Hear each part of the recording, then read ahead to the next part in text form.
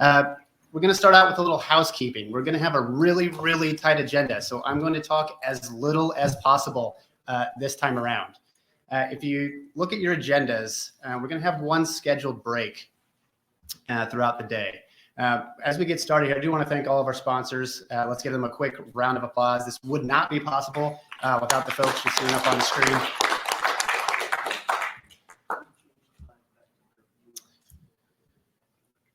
So housekeeping, we're doing a little bit of a hybrid delivery. One, it's the first time that we're in Kansas City, and two, there's a lot of folks unable to travel federally.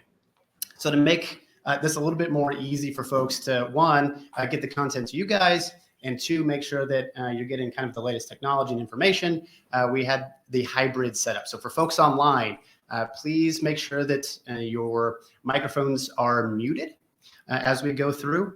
The audience microphones are already muted, and for presenters, you should have been walked through that. If you have issues, just please note those in the chat, and we'll make sure that audio and video kind of get fixed. For those online, in the upper right-hand corner, you're going to notice that chat function I just mentioned. There's going to be a little bit of a Q&A. We will be monitoring that. So for those online, feel free to drop your questions in the chat, and we'll make sure to get those answered. For folks in the room, I mentioned we're pretty tight, so I'm going to be a little bit of a taskmaster with time. So if we have time for questions, we're going to take as many as we can. I'll cut you off rather promptly, and then from there, we'll have time at lunch where attendees can grab presenters. And if that presentation was virtual, we'll make sure that you have emails and contact information for the online presenters. All right. We're going to 12:30. We have one break. So with that in mind, we're all adults. Feel free to step out at any time. Bathrooms are right around the corner. You're going to see refreshments back there. Make sure you stay hydrated, caffeinated, because we've got quite a bit of information for everybody today. This is the agenda. It's going to be really hard for you to see unless you've got over 20/20 vision. But you get me just opening things up for today. Then we're very lucky to have Chief Black, acting U.S. Fire Administrator, online with us to kind of give us welcoming remarks and kick us off. We're going to get into Headwaters economics. I'm very excited. They're going to set the tone for us today. We're going to move to U.S. Fire Administration. We're going to tell a little bit of a story about evacuation planning. You're going to get an update on nearest from Rebecca Harned. And then we're getting into some actual folks doing the evacuation planning work with Lake Tahoe. And we're going to dive into tools that are going to be available for you all to utilize. What Tahoe utilized in terms of evacuation simulation. We're going to talk a little bit about fire modeling, which I'm pretty excited about. And then we'll kind of end the day on community wildfire protection plans and with Dr. Lori Merrill-Moore with us today. Just a quick look at who's here today. So last FireDAWGs, I think we had roughly 200. We were standing room only. I was pretty excited in Reno. You can see we've got a pretty diverse group from all around the globe joining us today. And now I'm going to shut up because we need to stay on schedule, and we're going to turn it over to Chief Black. Chief. Good morning. Can you all hear me okay? We can hear you fine. Thank you. Perfect. Good morning, everyone. Thank you, Jeff and Anthony, for organizing the forum and giving me the opportunity to address the group today. As you know, I wish I could be there in person. Unfortunately can't, but know that IFC is really important to me. I think most of you know that, and as I had the honor to be the president just a few short years ago. IFC is a critical partner to USFA with our mission of supporting and strengthening our fire service and communicating our message to the larger public safety community. USFA will continue to serve 1.2 million career and volunteer fire service members with training, data and technology, public education, and stakeholder engagement while operating from FEMA headquarters and the National Emergency Training Center in Emmitsburg. Establishing USFA as the leader of the nation's fire and EMS service is always our top priority. As we continue having conversations about how to elevate USFA within federal agencies, we are not losing focus on who we represent and serve. Preparing our nation's fire and EMS service to prevent, prepare for, and respond to and mitigate all hazards, including wildfires, is paramount.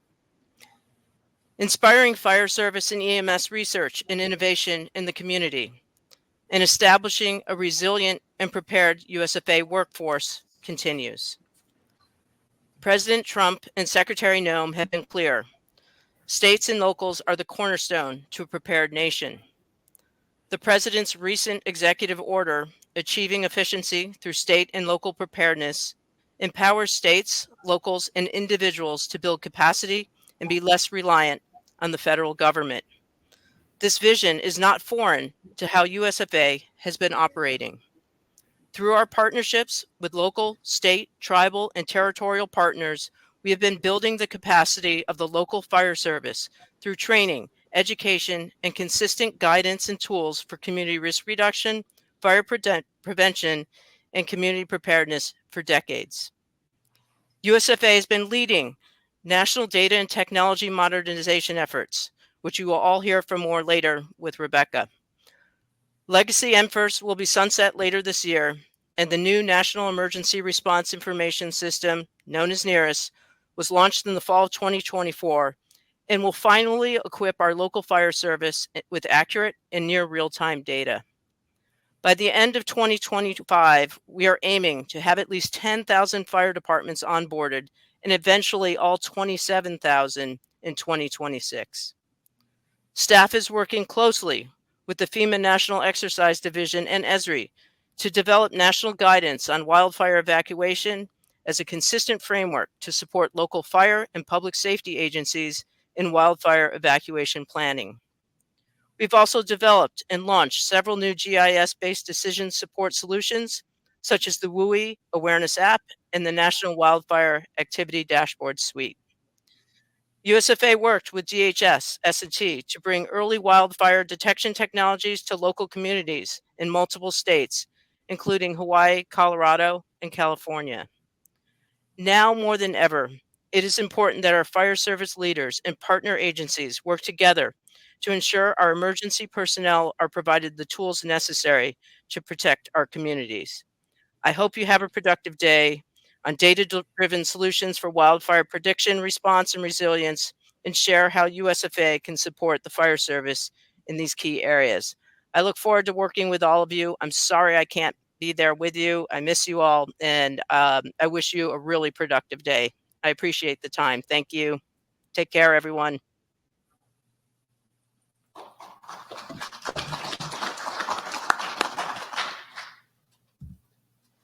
Thank you, Donna. All right, we're already ahead of schedule. We're killing it. So I'm going to bring up Ryan from Headwaters Economics. Ryan, you want to introduce yourself and walk us through? I'm pretty excited for this particular presentation. We're going to set the tone today. Lori, Dr. Lori back there, I still remember our conversations fondly. We had a lot of back and forth about wildland fire versus wildfire.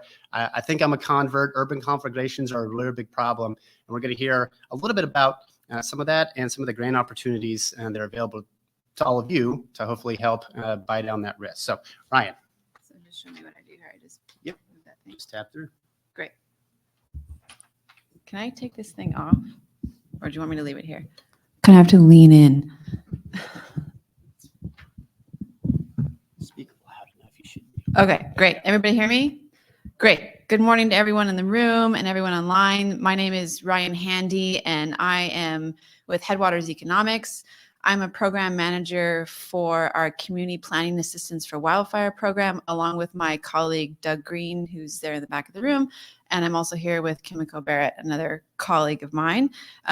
So we're going to do a really quick presentation of some of our data tools, as well as a new analysis that we've just done that some of you may have seen on our website. So perfect. Great. Thank you. All right. So I'm going to talk about our wildfire risk to communities sort of portal and website. We call it wildfire risk to communities, but the website itself is wildfirerisk.org. That's where you can find it. It's a partnership of the Forest Service, Pyrologics, and Headwaters Economics. Just a bit of background about wildfire risk to communities. It was directed by Congress, funded through an omnibus bill in 2018, and this directed the Forest Service to create the nation's first national wildfire risk map. It was built, again, as I said, with a partnership between the Forest Service, Pyrologics, a data firm, and Headwaters Economics, and it was intended to create a community level picture of wildfire risk. You can find every community, county, tribal area, state on the map.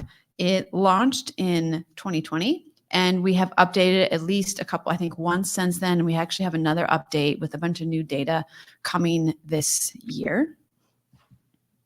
So these are some of the things that you can find on wildfirerisk.org or Wildfire Risk to Communities. It's a really rich picture of community level risk. You can find different types of risk profiles, and I'll go through what that data means. You can look at different types of demographics and vulnerable populations.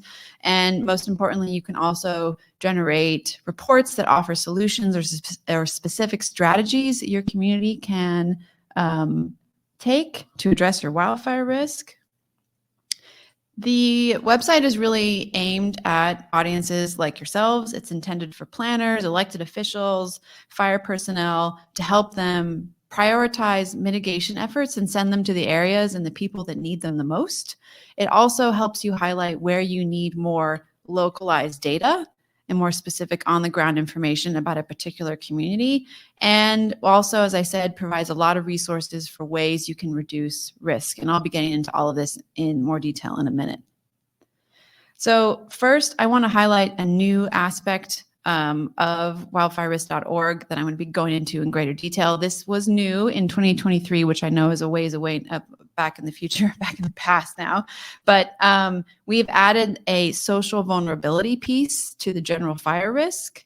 And this takes a look at different types of vulnerable populations in your community. And it also comes with a suite of solutions.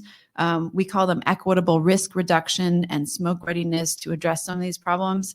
And I will go through where you can find all of those in a minute. You can, as with all the other aspects of wildfirerisk.org, you can download a report that sort of condenses your data, provides really nice charts and solutions. So it's a really neat thing you can kind of give, to elected officials or anyone that wants a quick snapshot of your community. And as I said, we have an update to wildfirerisk.org coming this year. Exciting. Okay, so let's take a look at how wildfirerisk.org works. So I used for this particular presentation Stillwater, Oklahoma, which I knew everyone knows had a devastating fire a couple of weeks ago. So what you do, you go to wildfirerisk.org, you put in your community, and you come up with this, a high-level profile of your wildfire risk. This top headline puts your risk in context with the rest of the country. So as you see here, Stillwater has high fire risk, and its risk is higher than 88% of other communities in the country. So let's look at the stuff below. It breaks down your risk profile into 4 different categories: risk to homes, wildfire likelihood, and wildfire risk reduction zones, and vulnerable populations. I'm just going to talk about vulnerable populations today. Our partners at FireDAWG are a great resource for the other 3 types of data we have here. So as I said, vulnerable populations is new, and it's intended to help you identify which aspects of your community might need the most help and might be in, I guess, the worst position to prepare for, respond to, or recover from a fire. So again, I've picked Stillwater, Oklahoma, just to note, I think the actual fire itself was south of the city, so we're just looking at the city perimeter here.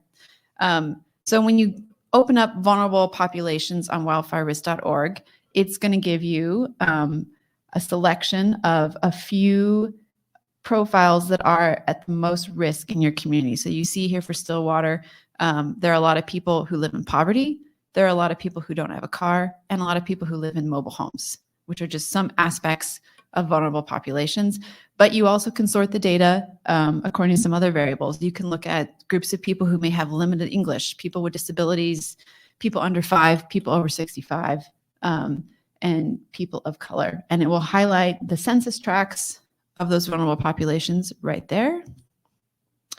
So again, this is your kind of breakdown of your data table. You can toggle through the different menus and see how these different types of data mix together. This particular one shows you people of color and poverty, which just means there's high populations of people of color who may live in poverty in those areas of Stillwater. So then to zoom in a bit more, you can pick a particular census tract in this data tool. And this can give you a more detailed breakdown of the demographics of that census tract that you're looking at. So here, again, I clicked on the census tract in Stillwater, and you can see there's high numbers of families living in poverty, people with disabilities, people over 65.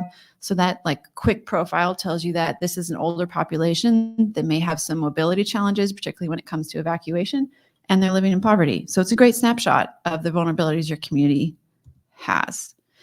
Another thing I really like about this vulnerable populations tool is you can overlay it with your fire risk. So you can see how your fire risk interacts with those particular areas. You can see like in the top there in blue, I have that census tract that I picked that has high poverty, little access to car, and a lot of mobile homes. And it also overlays, pretty well with moderate to high fire risk within the city limits of Stillwater.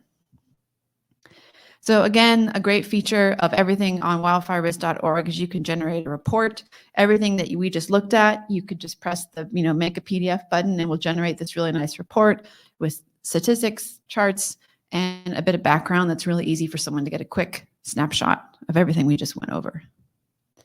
So once you've got this report, what do you do with it? It's really ideal for giving people suggestions of how they can tackle some of their wildfire risk problems. You can, maybe produce bilingual materials for different populations. You can initiate cost share programs. You can identify possible community partnerships. You can identify which parts of your community may be at risk for smoke inhalations problems, the parts of your community that are older or under 5.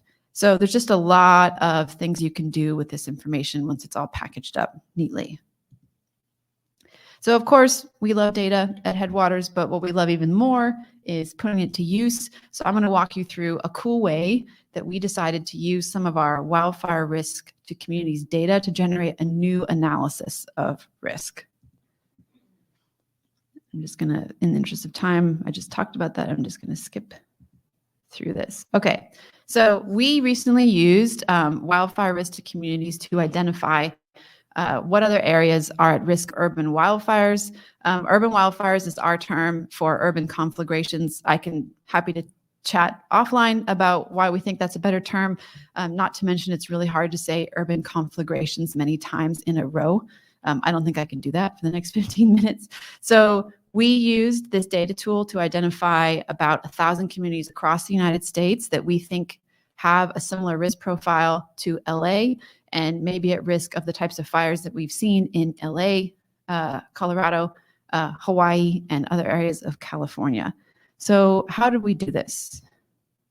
So what we did is we took some of the data from wildfire risk to communities and just simply overlaid it. What we did was we picked the risk to homes data set and our wildfire likelihood data set and put them on top of each other. And then from that, we found the communities that fit into the highest risk profiles for both.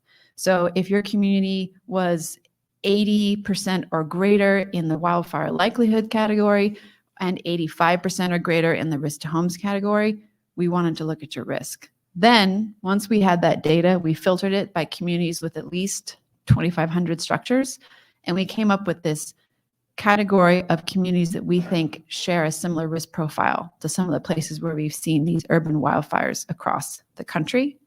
That doesn't mean that there are other communities that aren't at risk of that.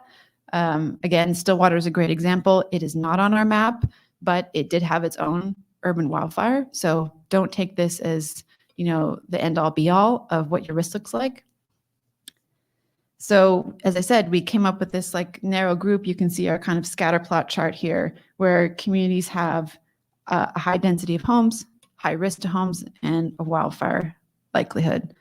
So what did that mean? That again, we came up with about 1,100 communities across the United States that have urban wildfire risk. And for me, one of the most interesting takeaways of this analysis is where these risks are. And a lot of them are in places that don't traditionally see wildfire as a risk to their community. I encourage you to go on headwaterseconomics.org. This is the first post up there. Look at this map, zoom in. I just want to mention some places on this map that are of interest to me. There's a big cluster of communities in Oklahoma, Texas. There's also this constellation of communities all along the Gulf Coast that share this risk from, Texas all the way down to Florida. One thing I thought was really interesting is Biloxi, Mississippi shows up in our map as having high potential for urban wildfire, places that, traditionally you associate with hurricanes or flooding. So again, I encourage you all to take a look at that. Happy to answer questions about it now or later. So the final piece of my presentation, I want to talk about what do you do once you discover that you are in this map of urban wildfire risk, or in general, if you're curious about your fire risk and you find your community has a high fire risk, your community may be eligible for a community wildfire defense grant. These grants were funded in the bipartisan infrastructure bill with a big chunk of $1 billion money. It's the biggest investment in wildfire resilience that we have ever seen in the United States. And our wildfire risk to communities portal provides the data that communities need to apply for these grants. Super easy dashboard to use. This is what it looks like. If you go to the dashboard piece, again, I use Stillwater, Oklahoma, because I thought it was important to see that a lot of places are eligible for these grants, places that you might not traditionally associate wildfire risk. You just type in your community's name, and the tool will automatically tell you if you're eligible to apply for the grant or not. Pretty simple. If you're eligible, it's green. And the tool will also bring up several different criteria that you need to meet in order to apply successfully to the grant. These are your low-income population, how much do you have, your potential for severe disaster impacts, and whether or not your community is considered at risk of wildfire. And then if you open up each of these different criteria, it provides a really nice paragraph with more information about what this means and how that can help shape your grant application. One of my favorite aspects of this is this little red box is around this download button. You can press this button and it will copy all of this information, and communities can paste it directly into the grant application. We wrote it this way. It's intended to just be a copy and paste tool that you can use to populate everything you have. I think go back here. Yeah, so another aspect of this tool is severe disaster impacts. It's intended to help communities identify what they're most at risk of when it comes to disasters. So it provides a list of all of the federally declared disasters in the past 10 years, along with a link to their FEMA disaster declaration. You can see here for Stillwater, the fire from a couple of weeks ago has already showed up and is listed there and has a link to the disaster declaration. And if a community needs more information to talk about, okay, what are the possible impacts of a wildfire in our area? This tool provides it for you, and you can just copy and paste that and edit a little bit and put it in your grant application. So we think this type of really friendly tool is intended to increase access to these grants, lower barriers to getting these grants. We work with a lot of rural communities at Headwaters, a lot of under-resourced communities that don't have grant writers or the time to do these kinds of things. And we really hope that this tool will get them the funding that they need and make the process easier for them, and also increase their odds of getting accepted. So again, very happy to answer any questions about this tool. I really encourage you to look at it, look up some of the communities on our urban wildfire risk map and put them into the tool, and you might be surprised to find some places are eligible for funding that might not have considered themselves eligible before. And again, just a plug for upcoming updates. We have new data is going to be put up on wildfirerisk.org later this year, and this includes more fuels information and data, some better weather information, also updated population and housing data for the vulnerable communities piece, which will really make this data a lot richer. And I think that's it for me. If you want to get updates, so like when we release our updated maps with the new data, please sign up for our newsletter. I think we send like 2 to 3 a year. You can just sign up right here on the code. So anyway, that's it for me. I don't know if I have time for questions, but happy to take them. Questions? Great. Feel free to just raise your hand. And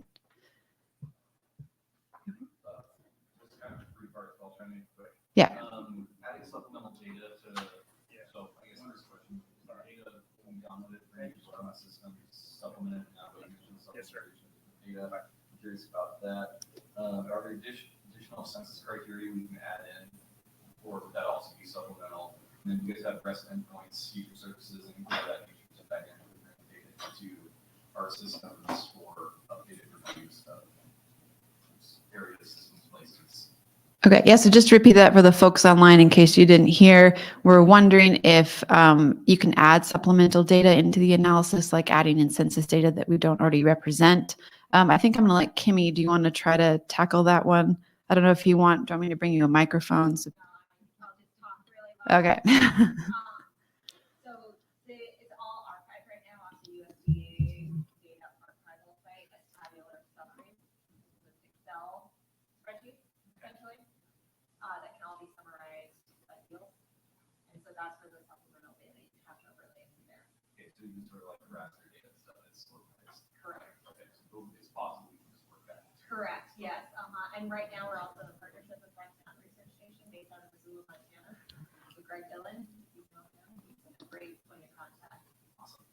So just to capture that for people online in case you couldn't hear. So there's no way to add supplemental data to our specific analysis, but you can download the raw data effectively and then mix it with your own data set. So you can pull this off the internet and use it for your own analysis. Does that cover all three of your points, do you think? Okay. Okay, great. Anybody else?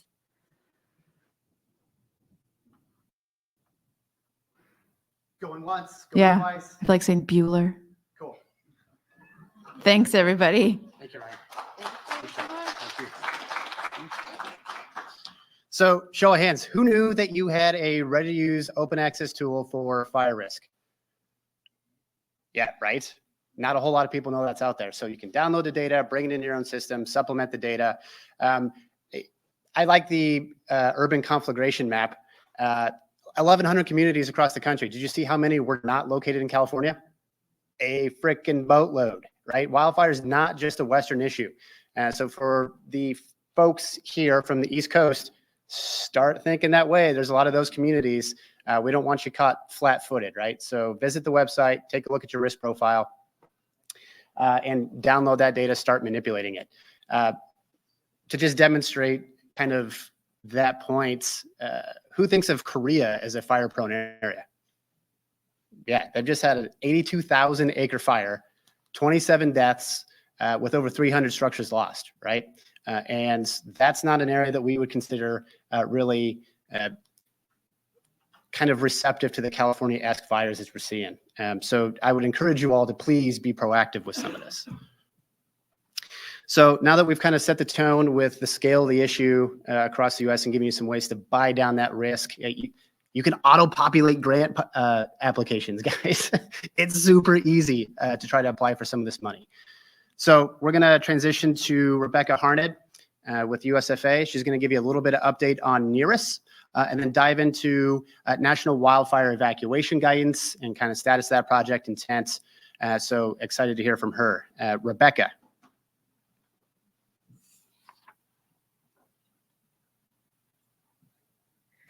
Okay. Rebecca, can you hear me? Yes. Can you hear me and see me okay? Yes, we can hear you just fine. Okay, great. I'm going to go ahead and share my screen. Perfect. All right. And I will start from the beginning. Okay, excellent. I'm going to focus today on sharing with you all an update of the National Emergency Response Information System, otherwise known as NERIS. Some of you may already be familiar with NERIS, or at least you may have heard about NERIS. So we'll cover some, basic background information for those who may be new to it. And then I can touch a little bit with regards to the work that USFA is doing on wildfire evacuation, an initiative that we have to improve wildfire evacuation planning efforts nationwide. So to get started, here's a bit about where we're at today with regards to the development and availability of NERIS. So NERIS has been designed with the goal of empowering the local fire and emergency services agencies by equipping them with a platform for near real-time information gathering and analysis that supports data-informed decision-making for enhanced preparedness, planning, and response into incidents, really involving all hazards. So any type of incident that a fire and EMS agency responds to, NERIS is designed to support. So while we are USFA and we know fire is focused on fire, we also know that we respond to many other types of incidents, and NERIS is designed to support that. So the way that we have developed NERIS is to really focus on providing out interconnected intelligence. So not just information, not just data, right? But processing that data, packaging that data into actual intelligence packages that can really empower effective emergency response at the local level. So we'll kind of start at the bottom of this graphic here. So I think, as we all know, we live in a world that is increasingly rich in data, and we have this ecosystem of data available to us, out publicly at this point. There's so much open data, public data. There's also a lot of data that we have at our local agencies or inside our local jurisdictions coming off of computer-aided dispatch from our planning and zoning departments, from our local records management services. And then we also have a lot of national data. So whether that's live weather service data, fire detection sensor data. And then for many of us in fire departments, we're using more and more different types of wearable sensors and suppression sensors. And then I think, as we are all experiencing an influx of data coming off of different types of satellites or drones and other types of capabilities, how do we tap into that, right, to provide us with the intelligence? And so that's where we really develop NERIS, is from that lens of saying, how can we build a very flexible and highly interoperable data framework and API infrastructure that can best kind of capture that data, associate that data, and make sense of it through the NERIS data collection, integration, management, and analysis environment. So that's that green box you see there. That's really the heart of NERIS, is providing that environment alongside of that NERIS data framework and API infrastructure to be able to provide out not just data, but intelligence. So some of the core functionality that exists in NERIS version 1, which is available today and has been launched, is that it's built on a secure, highly scalable, cloud-hosted, and what we call an open solutions architecture. So our ability to tap into the ecosystem of data available today and into the future really hinges on that open solutions architecture that we've built, alongside of an interoperable standards-based data model and data governance structure. We've also built NERIS with a location-first approach. So it's built on location services, essentially GIS, so that we really can harness the power of geospatial science as a part of that provisioning of intelligence for more effective decision-making by local fire and EMS departments. Additionally, we've been focused on integration of open sourced data or public data, and then also providing out NERIS data schemas in the API infrastructure as an open source capability for the nation. Additionally, we've built out and made publicly available the first version of a NERIS data dictionary. So how can we use this opportunity with NERIS to really establish more consistent use of terminology and lexicon at a nationwide basis? So that initial version of the data dictionary is available today. We are increasing the capabilities of that dictionary, so it really can serve as that consistent basis, and it ties with existing standards. So if a definition for something already exists in an existing standard or in a NIMS typing definition, the NERIS data dictionary accounts for that. And then one of the biggest pieces is that we have built NERIS with the lens of how do we achieve operational efficiencies by reducing data entry burden on firefighters.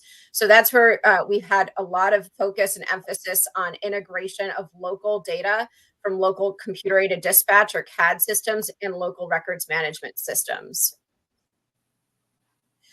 So some of the NERIS fast facts in terms of what we've looked at and what's available today from a design standpoint is it's number one and first and foremost is a firefighter first design. We wanted to ensure that the customer experience of NERIS, starting from a basic data entry point all the way on up to a battalion chief or a a fire chief to inform planning really ensures that that customer or user experience is first and foremost. We've also designed Nearest to inherently, by design, achieve improved data quality, reliability, timeliness, and accuracy. I can't stress how important this has been, and I'm sure many of you who have worked, with the legacy NFIRS system and with the NFIRS data, you know exactly the issues we've had in terms of, challenges with quality, and then certainly the timeliness aspect. So really, the design of the Nearest data schemas and our API infrastructure achieves a lot of those improvements just really through a systematic level. Additionally, we've focused on ensuring, as I mentioned, that open solutions architecture really allows us to ensure Nearest is highly flexible and scalable and poised for the future of being able to integrate data from the best available sources, really to help us bring the Nearest incident data together, augmented with the other types of available data and imagery and whatnot, to produce that intelligence that we need to drive better decision making. Nearest is also all hazards, as I mentioned earlier. So any and all incidents that a local fire and EMS department responds to would get captured inside of Nearest. We've also streamlined and identified and implemented efficiencies in data collection, data sharing, and analytics directly through the platform's design. And I think another piece that's really interesting to hit on here is Nearest is capturing data and performing analysis on the back end that allows us to automatically glean insights on emerging threats and hazards. So we may not know that something is new and potentially a new trend in a community. Nearest is going to help us kind of gain optics on those blind spots that we may have, or we just may not have had enough incidents to self-identify. And then probably the biggest piece, as many of you know, with the legacy issues we faced, and we looked at Nearest, we said, how do we build this and ensure that we're building it in a way that's agile and that its development can keep pace with the evolving needs of the fire and EMS, as well as our science and technology advancements, which, as we all know, are constantly evolving much faster than we can adopt them. But we want to ensure that the platform keeps pace with all of that. So our 12-month outlook in terms of calendar year 2025, recognizing we are in the late March timeframe, back in January, we completed the onboarding of all of the 50 state fire marshal offices. So we were able to host all the state fire marshals at the campus and the National Fire Academy and provide training for them. It's really a train the trainer model with the state fire marshals and their state data leads to bring them on board. And then continuing in February, we've been focused on onboarding the remaining roughly 500 early adopter fire departments. So that is ongoing right now. Some of you may be in that early onboarder group and really looking forward to getting you started. And then as we look to May, we're going to be focused on broader nationwide adoption and onboarding. And I'll be sharing with you the schedule for that, which is organized around the FEMA regions. And then as we look to December, we'll really be focused on nationwide deployment. So any departments that hadn't onboarded already in 2025 will be able to continue to do so into December and then into January.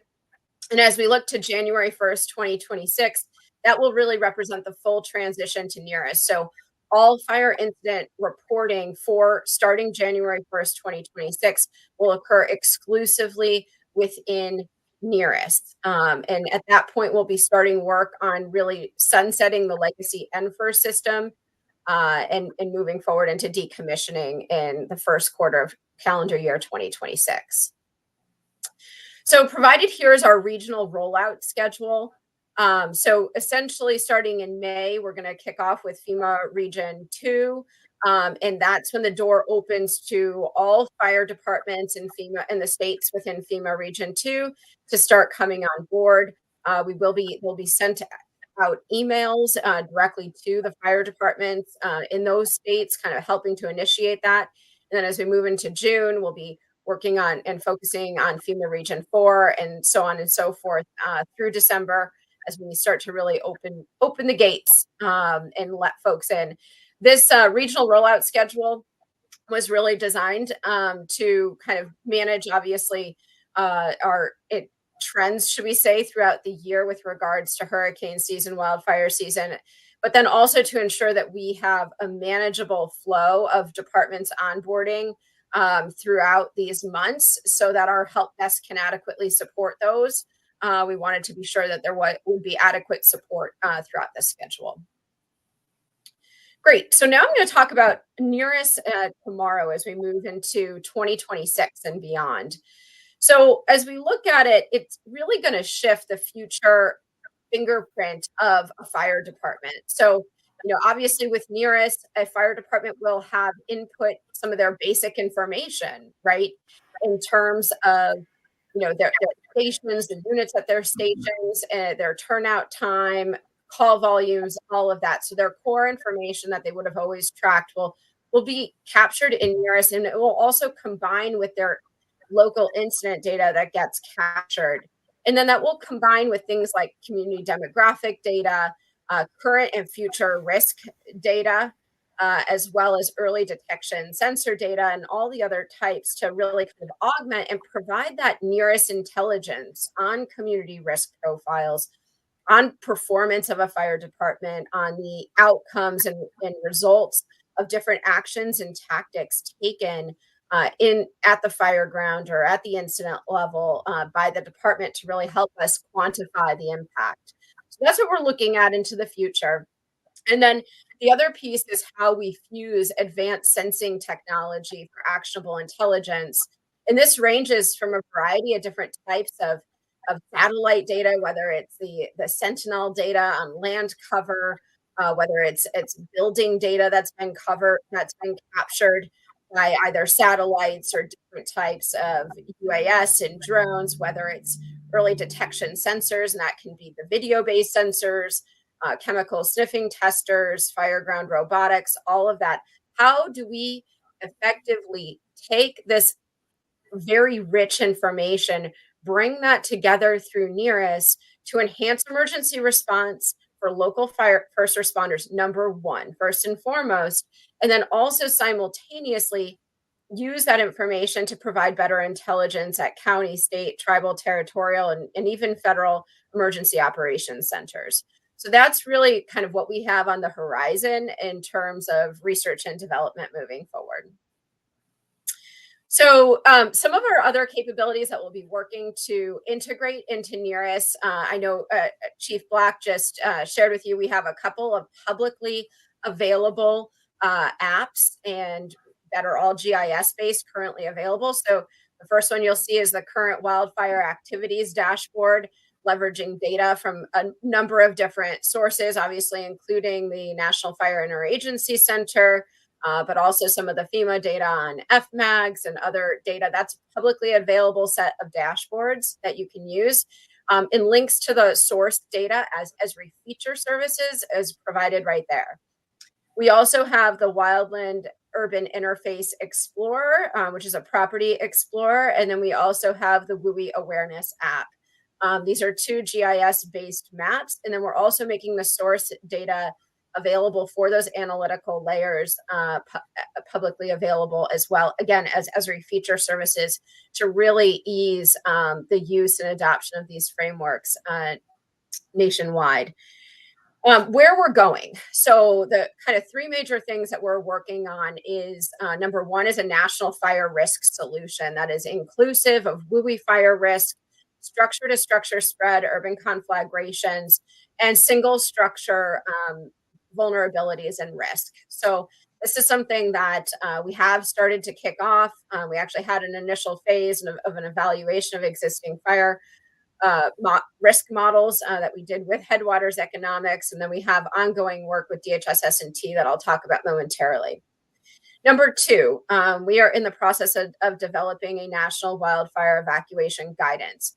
This is basically a general framework for wildfire evacuation planning, first and foremost, for use by local public safety agencies, including fire service. So we had a couple of national wildfire evacuation roundtables in calendar year 2024. And that then led to us working with an initial set of stakeholders and developing the first draft of this guidance. We're currently working through that guidance development, and we are aiming to be able to release the draft version of that for national engagement and comment later this year. So that will be very exciting. We're also doing some research and exploration on the development of GIS and AI-based tools to be made publicly available for local fire agencies in informing local wildfire evacuation planning. So I won't get too much into those since those are very much still prospecting, but how do we provide some self-service GIS and AI-powered tools to help a local agency implement good wildfire evacuation planning? And then number 3, we're looking at longer term, a CWPP, or a Community Wildfire Protection Plan toolkit, including a suite of GIS-based templates for local communities to use for a data-informed community wildfire protection planning process. And as a part of this, we really do want to emphasize, some of the structure-to-structure spread issues, connective fuels, things like that within the CWPP. And then working to integrate these capabilities directly within NERIS as well. So that's some of what we're prospecting as we move forward. So I'll talk a little bit, and I know you heard from Headwaters on the wildfire risk to communities capability, but more broadly, we still have obviously a key gap nationwide at the local level of a quantifiable shared understanding of risk. We all know fires have increased in frequency and intensity and have increasingly severe impacts, particularly on people and the built environment structures. Yet we struggle to measure, understand, and predict fire risk consistently at a local level on a nationwide basis. So from a federal standpoint, we do have the National Risk Index. I did include the link to that in the chat, which includes a wildfire risk component or module within there.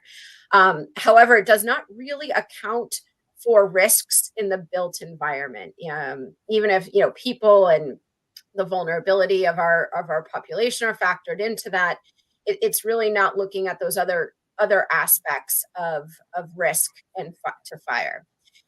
So in process, as I mentioned, we have been conducting an evaluation of existing fire risk models and methods that can potentially serve as a foundation for solution development. And we've emphasized and focused on risk models to communities and structures in the built environment that looks at fuel load and fire propagation and of course the propensity for structure to structure spread.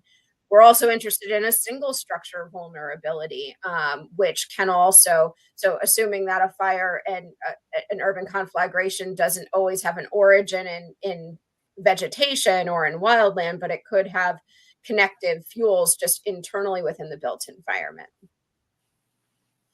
So our solutioning and where we're going with this, starting this year, we've partnered with DHS S&T to develop a national fire risk solution. I don't know exactly what the result of that's going to be because we're still in the research and development phase, but we're really focused on ensuring it's comprehensive of all types of fire and environment. So wildland-urban interface, wildland-urban intermix, urban structure-to-structure spread and conflagrations, single structure vulnerabilities and risks, and then obviously the wildland piece, which we have well covered in that wildfire risk to communities, as well as other models from Forest Service. So we're not reinventing the wheel in any regard. We're trying to leverage what already exists and best available to really pull together an ensemble of models for each type of environment and type of fire, leveraging the best available big data assets. We're also working to see longer term how we can factor in the outcomes and impacts of different mitigations or risk reductions taken in a community to help offset that risk profile. And then working to ensure that this is provided out, a national fire risk solution, really potentially at a parcel and structure level within a fire department's immediate first due response area. or fire station first due area, depending on the size of that community. We'll also be looking to account for how weather impacts the likelihood of ignition, wind conditions, as we know with fast fire, and vegetative characteristics, and how all that will alter risk. And then this solution will be designed to integrate with FEMA's National Risk Index, and then, of course, integrated in with NERIS for iterative development long-term. So that is all I have to cover today. I think I should be right on time. I am happy to take any questions with regards to NERIS. So feel free to share any of those in the chat, and I will hand it back over to the organizers. Thank you. Any questions for Rebecca? There has to be a few because we covered a lot there.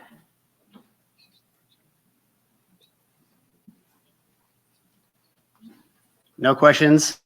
No questions on evacuation guidance? You guys are okay with whatever they're going to put out? No questions at all? How's it going to be used? Yeah. One question. I'm asking the second question, it's not like at all. Is there any chance somebody just put together, especially for these risk models for structured fires, like a data wish list on what information is collected per structure, whether or not we're talking siding roofing materials, spatial locations, building footprints, siding materials? If we went to extreme depth on these evaluations of structure to structure, what data would preferably be collected to do these very large scale fire models for an entire community, especially in the built environment? So Rebecca, I'm going to do my best to summarize. If I miss, you let me know. Rebecca, the question is going to be from the audience here. With the structure to structure modeling work, what kind of variables do you see contributing to that modeling? And if need be, and a jurisdiction wanted to go super in depth, is it going to have the flexibility to add different components that may be missing from the model that you guys are looking at exploring?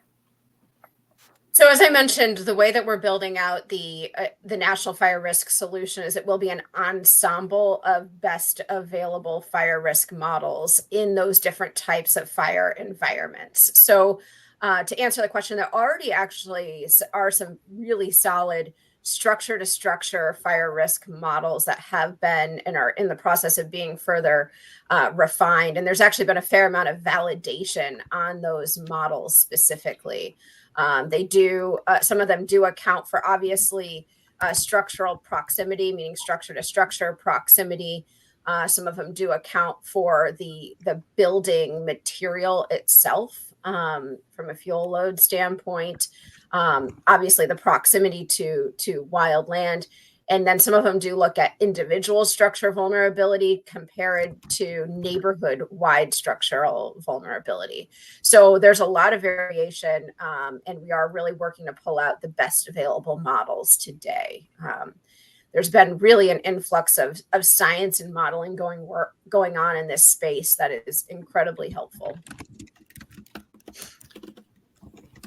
Any follow-ons or any other questions for Rebecca? Okay, good, because I've got one.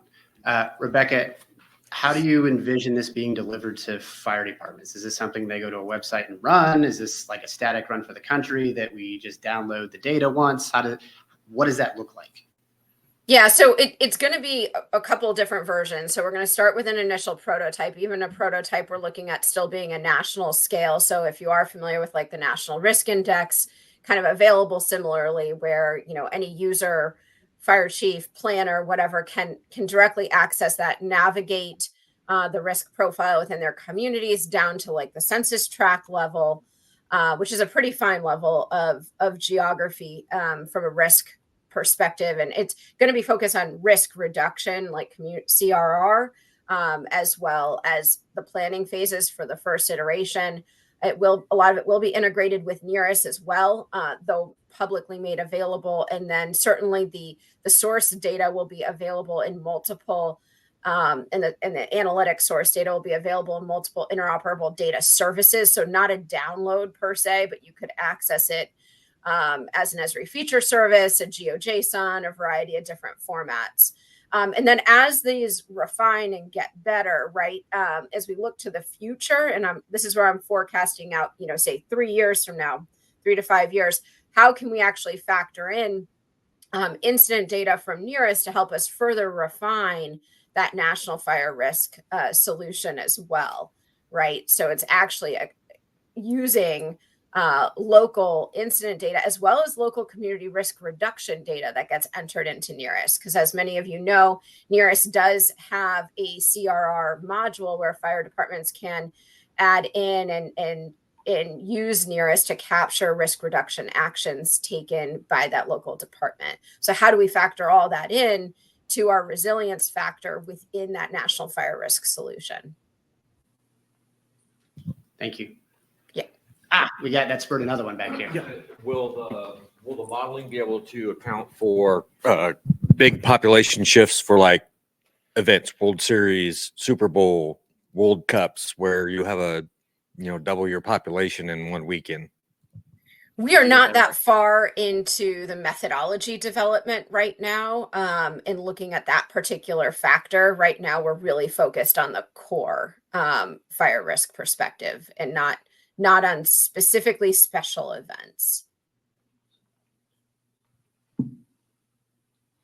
Got another one. 1 second. Wait for the mic. Hold on. Because otherwise I have to repeat it and it's game of telephone. When you start rolling it out to the different departments, what does that sort of look like, and who at the department kind of takes charge of that?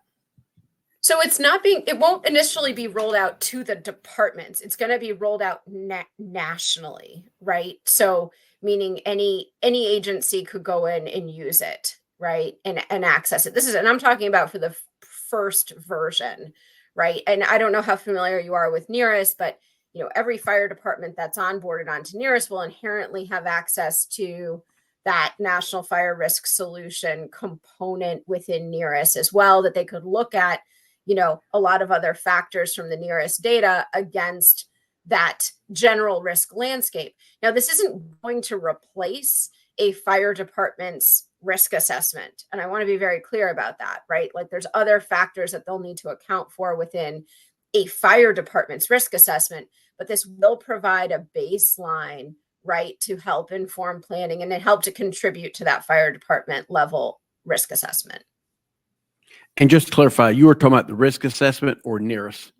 NERIS. Okay, so Rebecca, can you go back real quick and talk about how the NERIS is being rolled out to the actual fire departments? Sure. So NERIS is, we launched version 1 of NERIS in November 2024. So just a few months ago. And at this point, we are focused on onboarding departments that have self-identified as early adopters. And so that's occurring right now. I think we're in the process of onboarding roughly another 400 or so departments between now and through the end of April. And then starting in May, we will be commencing fire department onboarding within by FEMA region. So we've organized when the doors open against states within a respective FEMA region.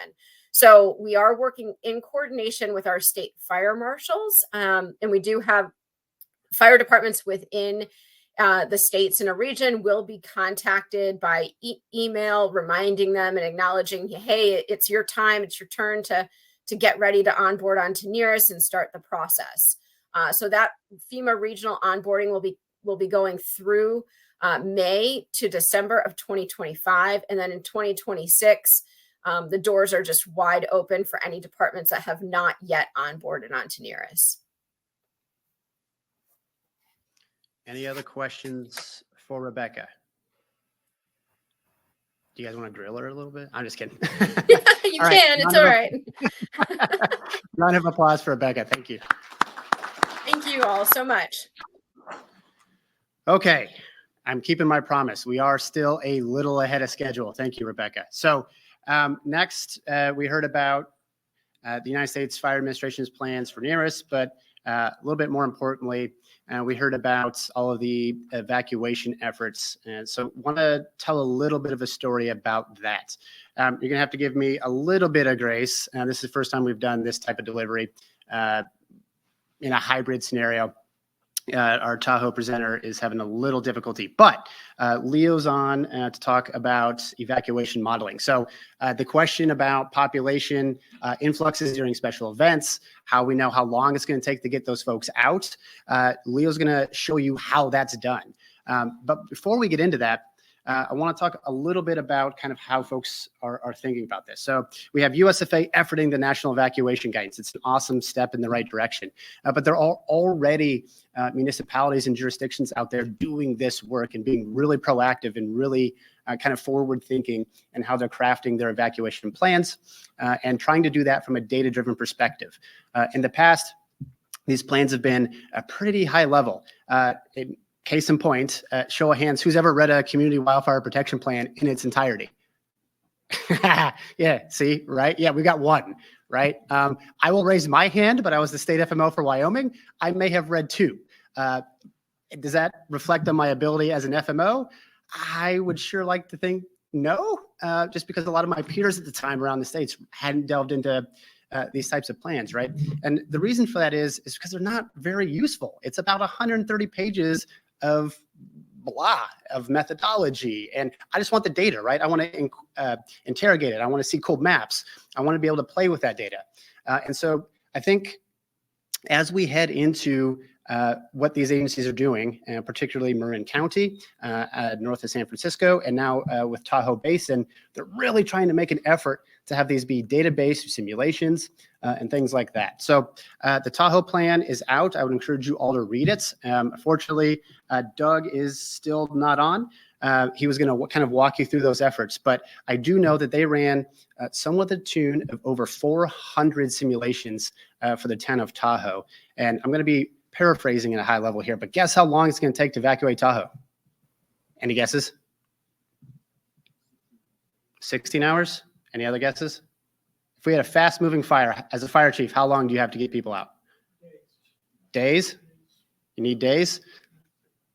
16 hours is pretty close. I think that report came down to 14 hours. So you almost hit the nail on the head there. By Price is Right rules, we all lose. But anyhow, that's exactly right. And that's kind of where we need to be thinking. People think evacuations are, oh, we're just going to evacuate a town and oh, it's going to be easy, right? No, we saw that with Palisades. We had cars blocking the road. We needed bulldozers to get responders in. It becomes a very messy scenario, particularly if we haven't planned ahead of time for that kind of fire occurrence. So that's the Tahoe plan. That's how they're looking at it. It was very data driven. And so now I want Leo, I'm going to let you introduce yourself, but would be happy, happy. I'm kind of selfishly excited for you guys to see the simulations that Leo's going to walk you through. So Leo, I'm going to shut up and turn it over to you and show us all the cool simulation software that helped inform the Tahoe evacuation plan. Thank you, Anthony. Yeah, can everyone hear me all right? Anthony, can you hear me there? Okay. Yep, we got you. Excellent. All right. Well, thanks, everybody. I appreciate your time today. If Doug's able to join us, obviously happy to dive into the Tahoe Basin in particular. I'm going to go ahead and share my screen and talk a little bit about that report. And I think some of the background around evacuation modeling and planning and sort of the state of play today. So I'm going to go ahead and share my screen here. So hopefully y'all can see this. So something that we all do here at Ladris, we're essentially a risk management and modeling firm, and we focus in particular on pulling as much data as possible together about local communities, counties, and cities, and trying to apply that to measure our risk, right? So evacuations in particular is a sort of a big, scary problem for a lot of people who are not as familiar with it as, you know, we might be in the fire community or in law enforcement. And no two evacuations are the same, which makes it really challenging to plan for in advance. There's millions and millions of different ways that an evacuation could play out depending on the time of day and who gets notified and when they get notified and where the fire's going. And, you know, all those different factors play in every time. So it can be really, really quite difficult to get a handle on how do we measure our performance. I think a theme of this summit and I think recent summits in particular has been measure what matters, right? How can we measure how well we're doing to make sure that if there is an evacuation that goes according to plan and there's no loss of life, right? And ideally as little loss of property as possible. And So those the circumstances that played into the Tahoe Basin study, which was commissioned by TahoeCleanAir.org. Doug can speak to kind of the motivations for that and how circumstances came to be that it was warranted. But in any case, it's a question that many communities have. So what we'll do today is look at what some of that analysis looks like, where that data is coming from, and how we can better get a handle on making that big, scary problem of evacuations into a more attainable, manageable problem with new technologies like machine learning and artificial intelligence that let us do this a lot faster. I think Anthony mentioned CWPPs and wildfire protection plans. And plans are great. And I think there's the famous Tyson quote about having a plan till you get punched in the face. And of course, the plans kind of very quickly give way to the chaos of an actual evacuation. And what we have today, and what some of our partners over at Marin and the Bay Area and other places in Tahoe have deployed, are systems that let you essentially create plans very quickly at a moment's notice with the most current available information. Real-time traffic information, accurate population estimates, population counts, car counts, and really rapidly get a handle on, if I need to evacuate, what would that look like? And if I want to plan for that in advance, how can I do that? So this isn't Tahoe. We'll show you what this looks like over in the Bay Area, an active deployment of Ladris over here. And essentially what the system lets you do is very quickly size up how bad is bad for an evacuation. So we can say, all right, if I needed to evacuate this urban interface region of Portola Valley, some of you may be familiar with it. What does that look like? What does that look like if it's your average day during the summer and there's traffic on the roads? Right now at 6:45 a.m., I guess was when the data came in. What does that look like for us? And in essentially one click, we can go from having pretty much no idea really how long it takes to evacuate to very cogent and data-backed numbers that tell us, look, this is how long it might take under these circumstances. And we'll go into all the different ways that you can model that out and kind of drive stick shift if you want to. But the systems are also available now that you can run these types of simulations very quickly in seconds and get a informed data-driven estimate of what that would look like. So in about 10 seconds here, we can see that if we had to evacuate about 1,700 cars roughly, it would take us 1 hour and 31 minutes to clear that area. It would take the single vehicle that took the longest to leave, it would take them 37 minutes to get out. And we can see, as that evacuation plays out, what that looks like on the roads. So how congestion evolves minute to minute. And this is really interesting, right, for a couple of reasons. I think a lot of the time when we look at evacuation planning, we're looking at a single estimate. So, even at the beginning, right, we're quoting, I think, 16 hours for Tahoe? So of that, how much of that falls in the first part of the evacuation? How much of that is the second part? Who gets out first? Who gets out second? All those little dynamics and nuances that go into it. For instance, we can see here that, by the 15-minute mark in this evacuation, 25% of the population is left. Only 5% has made it to safety. So by the, let's see how that changes. By the 50%, 90% of the population is left. 50% is made it to safety. Is currently And unavailable. we are roughly more than halfway through our evacuation, and more than 90% of people have departed. So from an alerting standpoint, did we get the alerts out on time? Well, it looks like we did in this scenario. Did the people make it to safety? Not necessarily, right? And so that's those types of nuances and complications which seem overwhelming, right? It's like, how can we possibly account for all of the variables that go into an evacuation? The answer is look at that evacuation many times in advance. Or better yet, have systems that automate a lot of that planning for you, which AI is actually pretty good at doing. We can then go back and say, as we did in Tahoe with our partners in Pyro Analysis, we can say, all right, what if we need to be more specific about some of these assumptions? What if we know, for example, that there's actually a new housing development that's been built recently, which may impact our evacuation constraints? And it's a school day. So the parents are going to be coming in to pick their kids up from school. And it's the 4th of July, or maybe not the 4th of July if it's a school day, but it's a high capacity event in the summer, lots of people in the area. And, instead of running one model, we want to run 10,000 evacuation models and try all sorts of different little combinations. And we don't want to do that. We want the AI to do that for us. This system can do all of that. And it does do all of that for places like Marin, San Mateo, Portola Valley, and the Tahoe Basin. And I think what it does is it's really a paradigm shift in how you think about planning for these events. Again, the narrative is often, there's only so much we can do in advance. It's really about an effective response. And that is true. Like, there is only so much we can do in advance. But if you have tools that let you plan, 4 orders of magnitude faster with real-time data in the moment, odds are that information might be useful in informing that risk.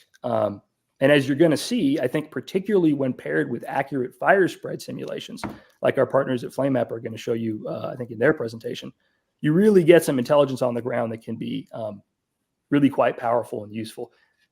Anthony, do we have Doug with us by chance? I don't want to suck up all the airtime here if we want to look at the Tahoe Basin portion in particular. This is awesome. Couldn't hear that. My apologies. No, you're good. You got plenty of time. You're fine. Okay. Maybe we'll pause here, get some questions. That's the gist of it, right? Able to simulate high fidelity evacuation simulations very, very quickly. You can modify infrastructure assumptions. What if we have to expand our road capacity? What if we expand our number of lanes? What if we build new infrastructure?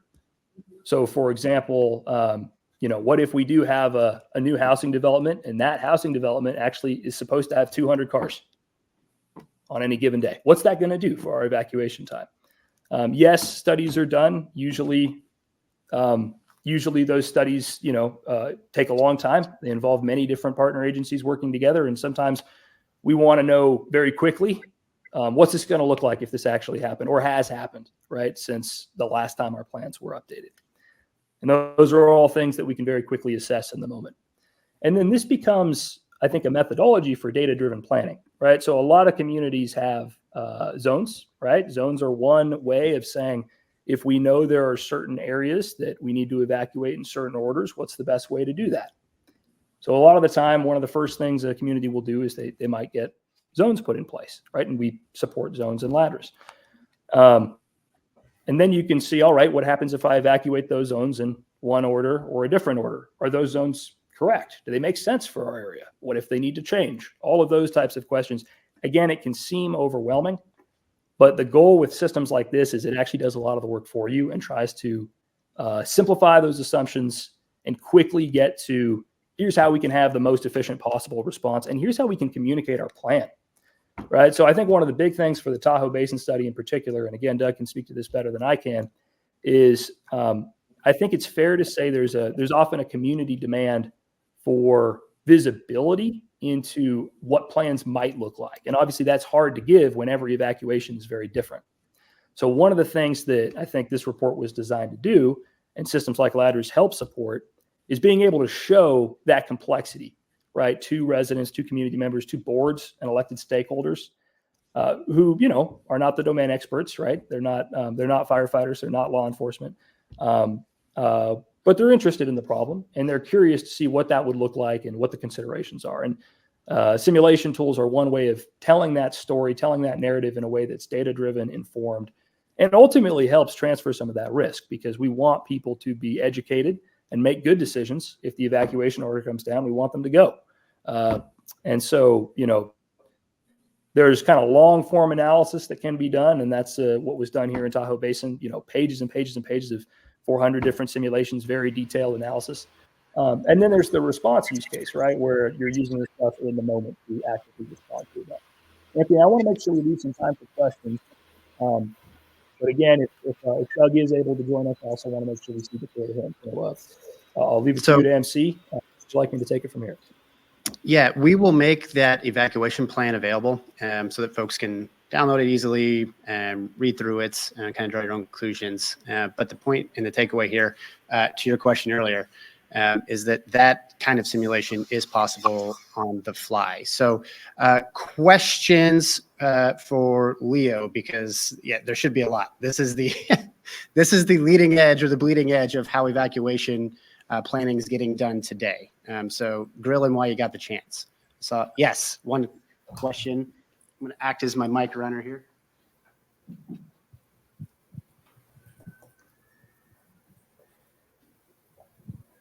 Yeah. Is this available across the entire country or just in specific areas right now? It's available nationwide and actually internationally as well. So feel free to reach out. Any other questions for the simulation? Lori. This is fantastic, first of all. The question I have, you said it could be in the movement. Can you overlay the risk or the hazard that's occurring with this so that if it is impacting the evacuation routes, if that fire is moving, it's not going to recognize these roads. So where do I stop it? And can you alter the model in real time? It's a great question. Yeah. So the short answer is yes, you can.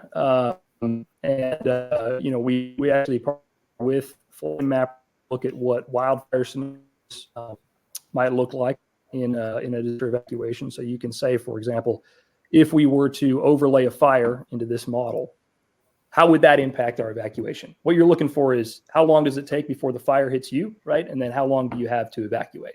Which is basically what dictates what order zones are called in, where zones exist, or if zones don't exist, just what order people are evacuated in. And those two things taken together, the fire progression, the paths of the fire, and then where people are evacuating and in what order, it basically dictates how the response goes. Now, in a response, obviously, with the incident command in the field, it's very chaotic. Folks don't always have time to pull up the model and run simulations there. Where we see this technology going is that increasingly it runs those for you. And by preparing for this in advance, you have these kind of pre-plans created. So when disaster strikes, you can jump in and say, all right, we have 3 hours before the fire hits this major artery under most of these models. We have to clear these zones in this order. This is our plan for this type of situation. Maybe it breaks down, sure, but we see that punch thrown before. Hopefully that kind of speaks to your question. There are other hazard models. Fire is, of course, the big one in most of the West, but this is also used for flooding and hurricanes and other such types of disasters. Yeah. All right. I'm going to make an executive decision like I promised I would. I'm not going to forget you, though. We do have Doug. Doug was able to get on. Doug, one, thanks for hopping on, sir.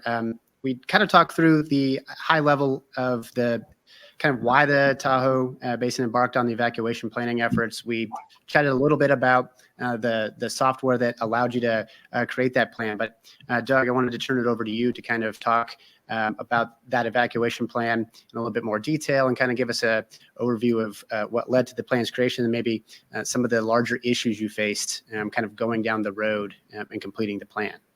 Yeah, thank you. Have no idea what happened. I've been on the presentation since the beginning and everything tested, but a third restart got me in. So thank you. Doug Flaherty, TahoeCleanAir.org, and lot to cover here in a few minutes. I hope I can do it justice. So I'll be discussing the independent Lake Tahoe wildfire evacuation analysis today.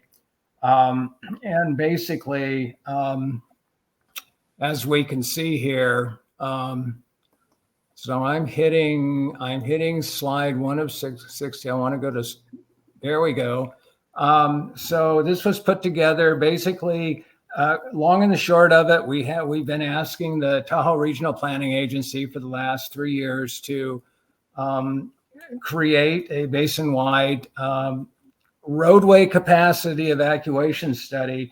And the reason being is that there's 5 counties and 2 states within the Tahoe Basin. So, there's been a lot of political gridlock on getting something like this done. And for all of you that have lived or worked, I should say, or visited Tahoe, you know that sometimes it can take a number of hours just to go a few miles during the summer or the winter during tourist season. So we're surrounded basically, and let me go over to page 12 here. We're surrounded basically by, there's 12. You go to 23. There we are, right there. All right, so we're surrounded by, or what serves us for evacuation is a 2-lane road around the Lake Tahoe Basin, or the lake itself. We're unique. It's a narrow highway in most cases, and so on, one side of the road you've got the lake, and the other you've got very steep slope terrain. We were very concerned as a community as to what the real data was going to show us. So I came up with the idea. I'd heard about Ladris, and I contacted them and their consultants, pyroanalysis, and said, "Hey, let's do this." So the WUI, when we talk about WUI politically in the Lake Tahoe Basin, technically, yes, the WUI surrounds all of the communities are in the WUI. The other aspect of this is the California State Fire Marshal fire hazard maps for very high fire hazard severity zone. Everything in California, basically on the California side of the lake, is within the very high fire hazard severity zone. So that is also subject to special regulations in California under the California Environmental Quality Act. But anyway, the vision for this analysis that I put forth when we commissioned it was, number one, be fit for purpose. What is fit for purpose? Fit for purpose is simply, we want an evacuation timing analysis based on roadway capacity under a no-notice 95th percentile red flag condition, which I'm sure you all are familiar with. And we didn't want to muddy the waters of the data with anything except a focus on roadway capacity under the no-notice 95th percentile condition. So we wanted it to be free of discussions regarding prevention. That's up to the local jurisdictions. Free of discussion regarding, whether or not prescribed fire or forest thinning is going to slow the rate of fire spread. And we want it to be free of actual fire spread scenarios. Now, the screen shows many of the fires that have been impacting or threatening the Lake Tahoe Basin in the last several years. So it was really basic. I think we did the whole basin in 64 pages. So we wanted really to have the public to be able to understand very easily, along with the land use planners. Basically, we wanted to, the only reason here was to inform the public and the land use planners as to roadway capacity. So as we move into, let's go over to Incline Village.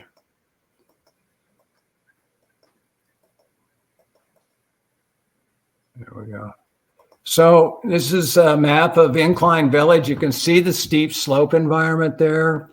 And if we talk about a 95th percentile red flag warning days in the Tahoe Basin, they are frequent.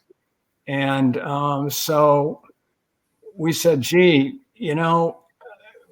regardless of whatever scenario you come up with, and I believe the pyroanalysis ran 600 different scenarios to get these averages on a summer day. So, we have winds from the west, north, east, and south that are significant. Every single fire, not every single fire, probably most fires in the northern California and Nevada region, the major losses have resulted from red flag days. So we said, look, let's just go ahead and come up with some simulations with the winds out of the northeast, south, and west, or variables there too.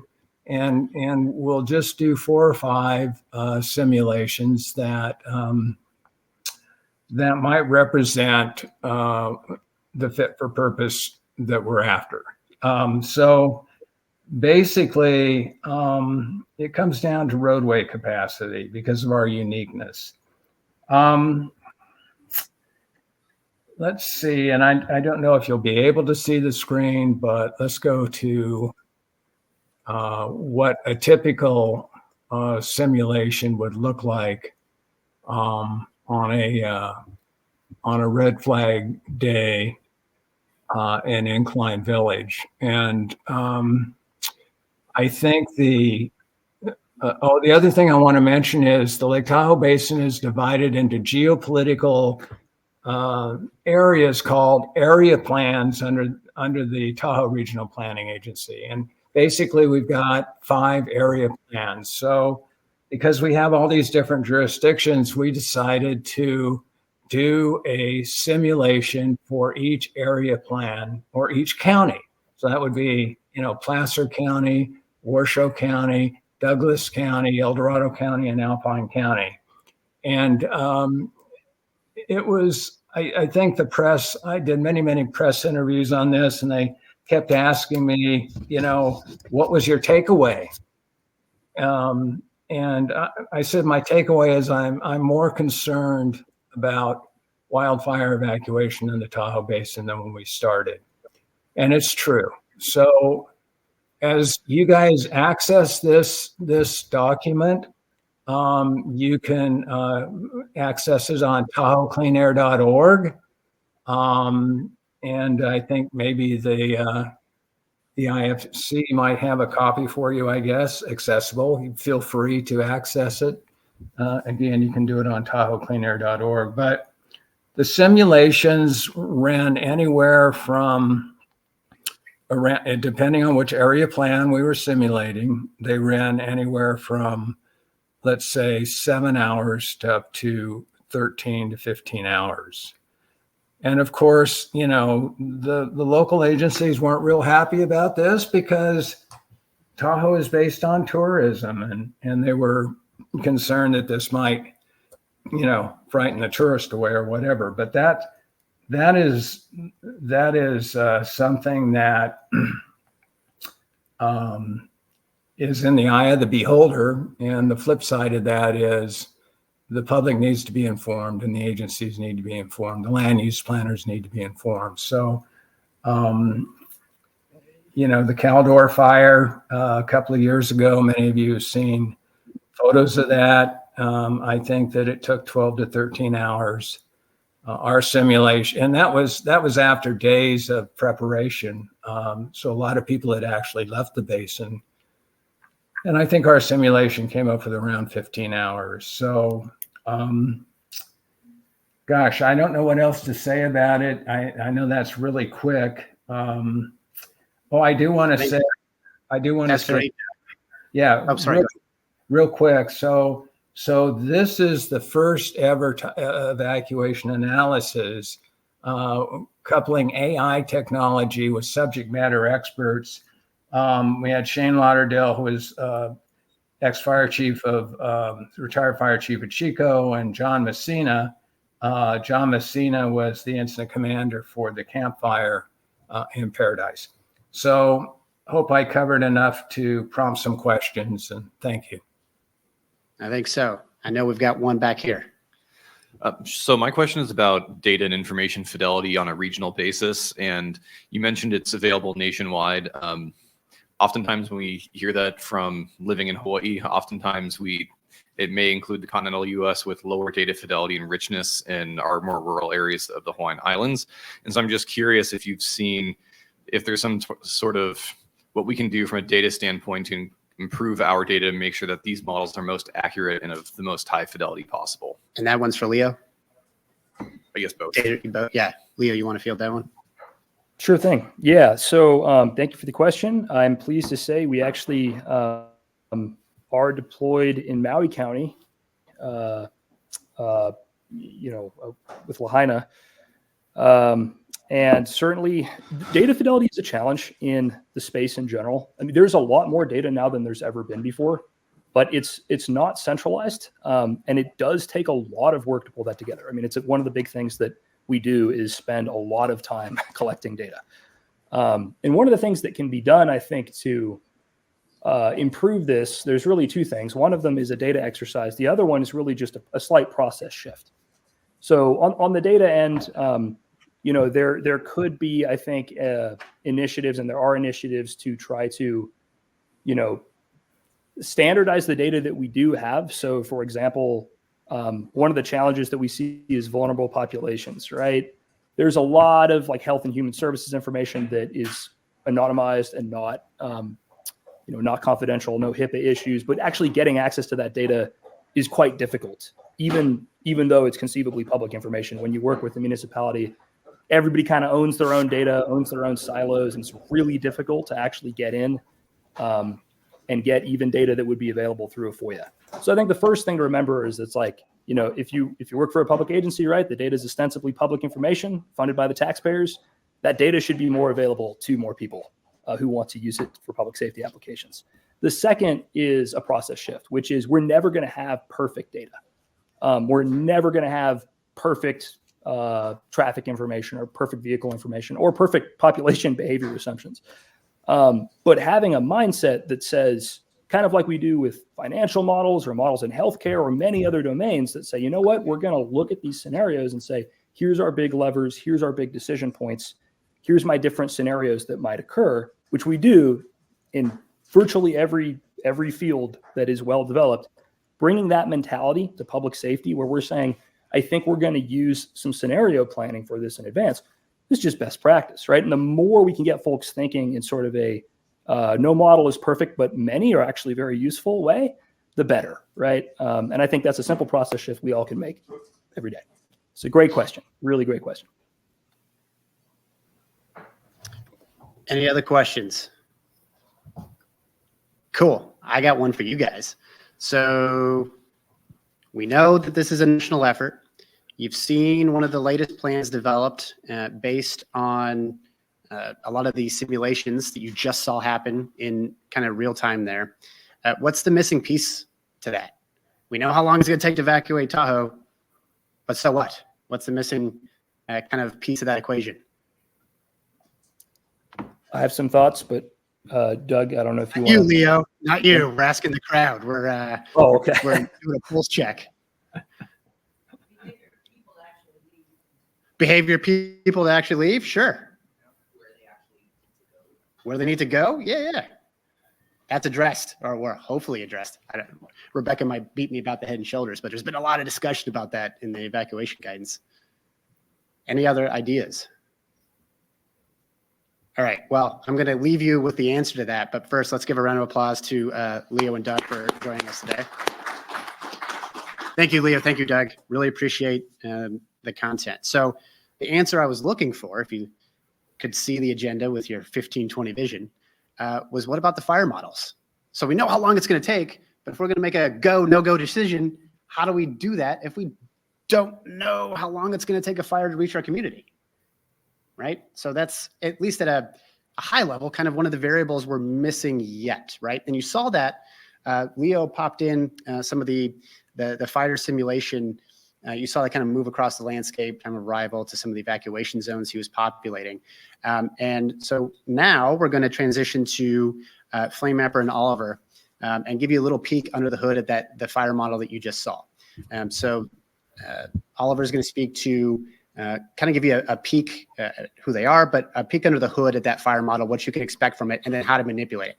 Hopefully, you guys take away that this is going to be a pretty easy, intuitive way for you to do a little bit more active fire modeling ahead of a scenario. So I'm going to stop there, and Oliver, take it away and talk about fire modeling for us. Thank you, Anthony. This looks like Rebecca's presentation here, so I'll just pause for a minute. Yep, there we go. Thanks to everyone for coming today, and we're really happy to be here. I just want to give a brief introduction here to who we are and what we do. So my name is Oliver Curtis. I'm the Chief Technology Officer of Flame Mapper, and our mission is really to enable people to reduce these catastrophic outcomes that are happening within communities. And we take a very data-driven approach. We do a lot of modeling, and we provide a host of kind of products and services to help people reduce those numbers of structures and lives lost. I want to just quickly speak on some of the different avenues that we work in. One of them is this kind of mitigation design analysis, which you're going to see. There was a question earlier about risk data products. That's a forte of ours. We've been doing that for many, many years. But today, and then we have a public safety infrastructure kind of component to our company as well called Beacon Box. But today, my focus is really on this kind of fire modeling integration. And as you saw in Leo's presentation, there is a tremendous need for people to have an ability of understanding in advance what might happen in some of these really dynamic and complex situations. And I want to spend a little bit of time today kind of discussing how these things have been used recently, even within internal to our company, and then kind of finish off with a quick demonstration of what this capability actually looks like. The reason I'm using a UAS here to kind of represent this is just because a lot of this early technology integration really started with a question, and that was, how do we enable others to improve decision making? And we work with a lot of different partners, Ladris being one of them, Esri being one of them, AWS. We use a lot of Overwatch Arrow, which you're seeing on the screen right now. And really what they are is they're a persistent situational awareness capability where they are able to fly these like long endurance drones. We've been working with them for many years. And so one of the questions they came up with was, when they have, when they're flying over an active incident, can we model directly from their feed? And that capability is available today. So that was the question we were trying to solve many years ago. And we've come up with an API that allows us to do this for many different applications, not just this one, but we support, what you're seeing with that evacuation modeling. We support other industries, sensors, all sorts of different things. We have that kind of capability of supporting. We are a small, dedicated team, and therefore we are quite nimble. And so that's one of the things that we think kind of allows us to build these modeling capabilities for users with kind of basic inputs. And that's really one of the key things, because what we've noticed over the many years that we've been working in this space is just that there's a lot of complexity to what we do, but there's a lot of different use cases for using these kinds of fire models. And so we want to make sure that the basic capability that we're providing can be used by all different types of levels of users. So the kind of product that we feature is called Embercast API, and really the goal is, again, enabling an accurate model, a very simplistic output, which enables people to make those kind of more informed mitigation and planning choices. And again, just to reiterate what Leo said before, is there's just a real need for running simulation ahead of time. All these models can be done in advance. We really want to just enable people to run more models, and as a result, thousands more models we're running today as a result of this product. So I want to just, again, talk about some recent fires and how they've impacted our company. This is the mountain fire, which I was on a call with our CEO, and he got a notification from Watch Duty that there was a fire happening in Ventura County. This was in November, so a couple months back. He immediately ran a model using our software, and jumped in the car because his family was going to be impacted by that. So he immediately went out there knowing how quickly it was going to spread and into the community. He got in the car, and he's a community fire brigade member in LA County. And so, he has the expertise in order to intervene. But, within hours, he's already, an hour later, approximately, let's just say, he's waiting to enter that community. He's actively putting out fires at that property, and they're ultimately able to save that property. So unfortunately, this is one of those events, and we've seen many now where, and you can see the location of where he was, where there was many structures lost. And so in this particular instance, he was able to make different decisions as a result of the kind of enablement that we provided with the software and the kind of quick ease of use. This is just one example of how we've used this internally. And I'm going to give you another one here, the Franklin Fire. This was a couple months ago again in December, less than a month later. Again, our CEO is a member of the community brigades. This is the view from basically his community. You're seeing in the fire in the hills. We were able to quickly run models and help with some of the kind of auxiliary decisions that were being made. In this case, he was in the EOC, and quickly running models able to kind of help inform some of those real-time evacuation decisions that were being made. So, there's a lot of ways that modeling can help in an event or even before an event, and this is just one of them. This is that, these different zones that are available. What's the fire going to do based on the wind conditions? Like, let's run a quick model and have at least a little bit better intel, because we want to avoid, evacuation fatigue. This is an area that gets a lot of fires. If we can be a little bit more informed about that and not necessarily be so widespread, there's benefit to the decision makers in that sense. So that's just another example. And of course, I do need to touch on the Palisades fire. This is very close to, this is the area that we run many of our simulations. So this is an area that I've probably modeled 10,000 times. And when we initially on a Zoom call, you can see the time there, 10:39 a.m. on January 7th. We, thanks to Watch Duty and the kind of fantastic work that they do, we were able to quickly run a model. This is, I think, minutes after we saw the fire start location. I didn't get the location right, so there's obviously sensitivity to the location of wherever you run any kind of fire model, but within less than 30 seconds, we had an idea on how big a spread this fire was going to have. Now, minutes later, so 20 minutes later, we had a better sense of where that initial start location was. The model shifted a bit, but what you're seeing here with the different colors is you're seeing these hourly fire spreads. So very quickly, we knew how fast that was going to get into the community. This is obviously without suppression, which is, I'll touch on that in just a second. It's effectively enveloping the community. We knew this was a major event, and Shay, our CEO, was immediately going to be called to perform life-saving activity as part of the community brigade. So, internally, we've used this model many times, obviously validating it, and then we have customers using it as well. But these are these kind of situational awareness components to it that we think have a lot of validity. All models have limitations, these questions that came up. Data quality is one of them. The service that you're seeing here is available throughout the lower 48 and Hawaii. So, we have continuous coverage. We rely on data partners like Landfire to provide, 30-meter data in the annual increments that they do, as well as the kind of sub-annual quarterly updates. So we rely on the classification of Landfire to make the determination on what is a burnable surface. So we're running a surface fuel spread model, so the Rothmer spread model. So we know that there's, when you have complex atmospheric conditions, we're not going to capture that as well. But again, we're getting a very quick early intelligence on what's happening. And that has a lot of potential implications for a lot of the decisions that are getting made throughout the event. So in this case, what you're seeing is these major fire pathways defined by those red lines. So those are where the influence of the spread is going to be highest, and you're going to see probably a lot more structural damage when you've got an influential pathway entering that community.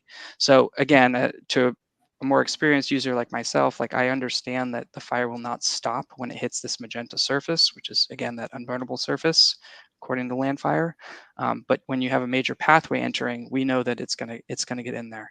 And so it's important to understand, again, limitations to all models, but again, we do think a lot of models have a lot of utility and utility in how they get used within any kind of event or in a planning and mitigation scenario.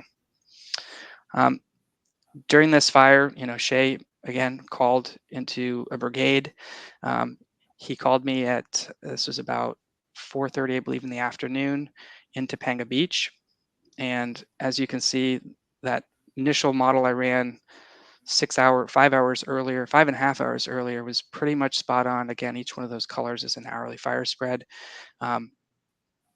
In this particular example, we pre-tuned everything, or pre-configured rather, to represent kind of those worst case scenarios. So again, heavy spotting, low fuel moistures, all that stuff has been pre-configured, and that's what allows it to be run so seamlessly and easily. And he was headed back into the community to perform evacuations for folks that weren't able to leave in time. But then within an hour later, we had our first update from Virus. So we had the first aerial flights that I was able to see. And so we had a better sense of the actual location. So then again, we were able to run another model, and Shay was able to kind of deviate from the plan and get back into the community where his parents live. So, this model has a lot of utility for folks that are more experienced users, but then in a situation and planning scenario, there's, we think even more validity. And so again, we're able to kind of tell and update very quickly by performing many iterative models.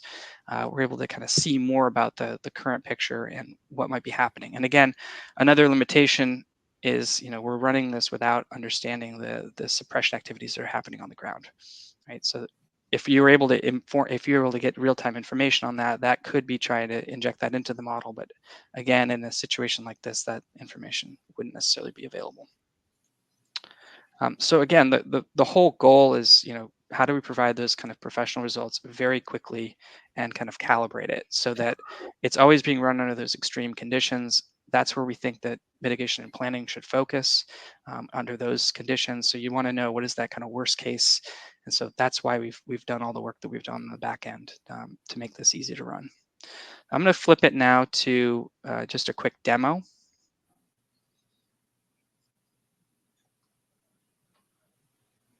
Let's see. We've been talking a bit about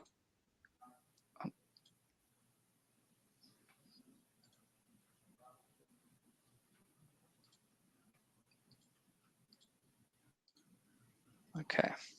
We've been talking a bit about the Palisades fire. I'm just going to again demonstrate how how quickly we're able to run that.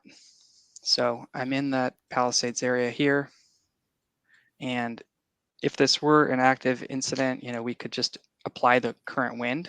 But in this case, I know that the wind was approximately 20 miles an hour at that approximate wind angle. I'm going to create an ignition in here. In this case, I'm going to choose a polygon ignition and then run. So the whole idea that we've tried to create here is 3 inputs, right? An ignition, a wind speed, and a wind direction. And that is the fundamental things that are needed to run this particular model. And so again, within about 20 to 30 seconds, we'll have an output. You'll see a similar output to what you saw a couple slides ago. Right, so in that quick time frame, we now have an understanding of, in the first, let's just say 15 minutes, we have about a 55-acre spread. So, this very quickly, I'm able to understand the rapid spread from this location, how quickly it's going to create an impact over roadways. I'm going to turn off some of these other features so I can talk about them independently. So I have a very quick understanding that this is going to spread rapidly. It's almost into the community within 15 minutes. Within 2 hours, we're effectively probably cutting off a roadway. I'll turn on the major pathways to demonstrate that there's many of those pathways which are going to cut off this particular roadway. During the event, this upper area did receive a shelter in place notice. So, beforehand or ahead of time, we can run these different types of scenarios to understand certain types of vulnerabilities, especially when you pair this with evacuation modeling, which you just saw. There's a lot of benefit to running multiple scenarios and simulations throughout any kind of community. So by the 8-hour mark, we have approximately a 2,000-acre fire. As I mentioned, we had visual confirmation from Shay that there was fires already above Topanga Beach and already impacting structures down here within approximately that 6-hour mark. So, it's well tuned for this particular type of environment. But what we're trying to demonstrate is that running models seamlessly, fast, can provide a lot of early decision making and enablement for different folks on the ground, both in a situational kind of awareness component, and as well as in a planning and mitigation, an understanding of the environment that you're dealing in. I'm going to run just one more quick scenario here. I'm going to just reset that, and I'm going to turn on the FIRUS. So I mentioned before we had that Franklin fire. So I'm just going to jump over to another area in Malibu. And one thing that's really what we've tried to do with this is make it very easy to do multiple runs. So I'm going to take this previous fire. So there could be a perimeter that's flown, or in this case, let's assume that I'm part of an overwatch. So I'm flying a UAS above this particular fire. Maybe it's 95% contained, let's say, but I'm flying over it, and I notice that there is a hotspot that's occurring somewhere. So there's a hotspot here. Let's say that we can change the wind, etc., and we can run that again. So there's so many different ways that this could be used. We can ingest in those barriers. We can have a hotspot, and then maybe if there's many hotspots, we can try and isolate and figure out which one of these is going to impact the community the most, so we can move resources, etc. So there's just a lot of different applications for what we're showing. So again, that fire from that location with very minimal wind speed had pretty large impacts. I didn't mention before, but these kind of lassoed areas, we refer to them as ember casts. So that's kind of the eponym of the tool. And those are those areas where you're having those highest concentrations of embers. So again, with this instance, what you're seeing is these pathways that are moving across the landscape, these major fire pathways, but they're also being driven by embers. So, that is something that we like to demonstrate and show, and it can help again inform in that planning process that there's surface fuel spread, and then there's that ember cast that's happening as well, and there needs to be different strategies potentially for dealing with both. As a planning tool, we could run that again, and we could put barriers in place. Let's say that that we were putting a barrier in place here, just for instance, and we could run that again, and we could just again test the effectiveness, let's just say, of creating more unburnable surface across that landscape. So there are instances where a barrier's kind of size and shape obviously have a big impact, and that's topographically driven. Those are kind of different variables that are occurring on the fire modeling side, but the speed with which and the ease of which you can use the software is quite important. Okay, so in this case, I forgot to include the previous perimeter as a barrier. We can obviously include many barriers, but it did stop that spread from occurring kind of to the eastern portion of that fire. So again, for us, it's important to enable people and to empower them so that they can run many simulations very quickly, and again, express that to the community in a way that we're getting more informed about some of these highly dynamic scenarios, but ahead of time. And that's the power of what we're trying to demonstrate here. I will open it up to some questions and kind of give folks time back before their break. So, thanks, Oliver. Before we open up for questions, one thing that struck me about this particular model run, how many of you are familiar with any modeling software for fire, right? Whether that's Wolfdis, it doesn't matter, right? Whether that's Intera, whether that's UCSD, you heard me mention Firus. Have you manipulated some of those models before? Yeah, a lot of them can be super, super intensive. That's for very good reason, right? The problem is it's really hard for a fire department person, a non-GIS or a non-propeller head to get in and run that simulation, right? There's a lot of factors that need to be taken into account to get more precision. What you just saw was wind with land fire data, hit run, and you get a model. The other thing that stands out to me in that is that it's not, he mentioned a little bit about assuming we don't model with suppression action. Why do you think that's the case? That's industry-wide. No fire model takes into account fire suppression action. You know why? The data doesn't exist. It's really hard to say, hey, up on that ridge over there, if we drop a VLAT, very large air tanker, in this kind of wind speed with this kind of fire danger, with these kind of ERCs, we have a 90% chance that action is going to work. That data doesn't exist. It's not existent. And so to kind of overcome that, all fire modeling is taken into account that there's no suppression action. So what you saw there is in no suppression action, time to arrival to certain areas, right? So it was half hour. What's this going to look like in 3/4 of an hour? What's this going to look like in an hour, 2 hours, 5 hours, 8 hours, right? So we talked a little bit about the evacuation modeling and that missing component being that fire modeling and time of arrival from a fire that starts or an ignition to a community, right? That's going to be a little bit different delivery twist along with the kind of simple user interface. Yeah, I figured that might spur some questions. Very good. Okay, so those are just my thoughts on just hearing the presentation, but I want to open it up for questions. You've got Oliver. He's the dude that writes the code. So if you got data questions, he's your man. If you want to get into like stochastic models or not, he's your guy. So questions. We have one over here. I'm going to hit you with a mic real quick. Thank you. Thank you for the presentation. And also, this is kind of question to you as well, because you know, all modelings are wrong and some are actually useful, right? And then wrong means actually, you know, data and also the logic behind the user interface, they basically needs to be, you know, verified and validated against actual fire instance, which is not actually using fire intervention effect. So that means to a certain degree, it's okay. There's understandable, right? That's kind of limitation. So I'm actually teaching fire modeling in university for building fires. So what we use for all these modeling tools are not for response, but for design purposes. That means we do not know where fire actually occurs. However, we agree. So authority having jurisdictions or stakeholders basically, oh, let's accept it.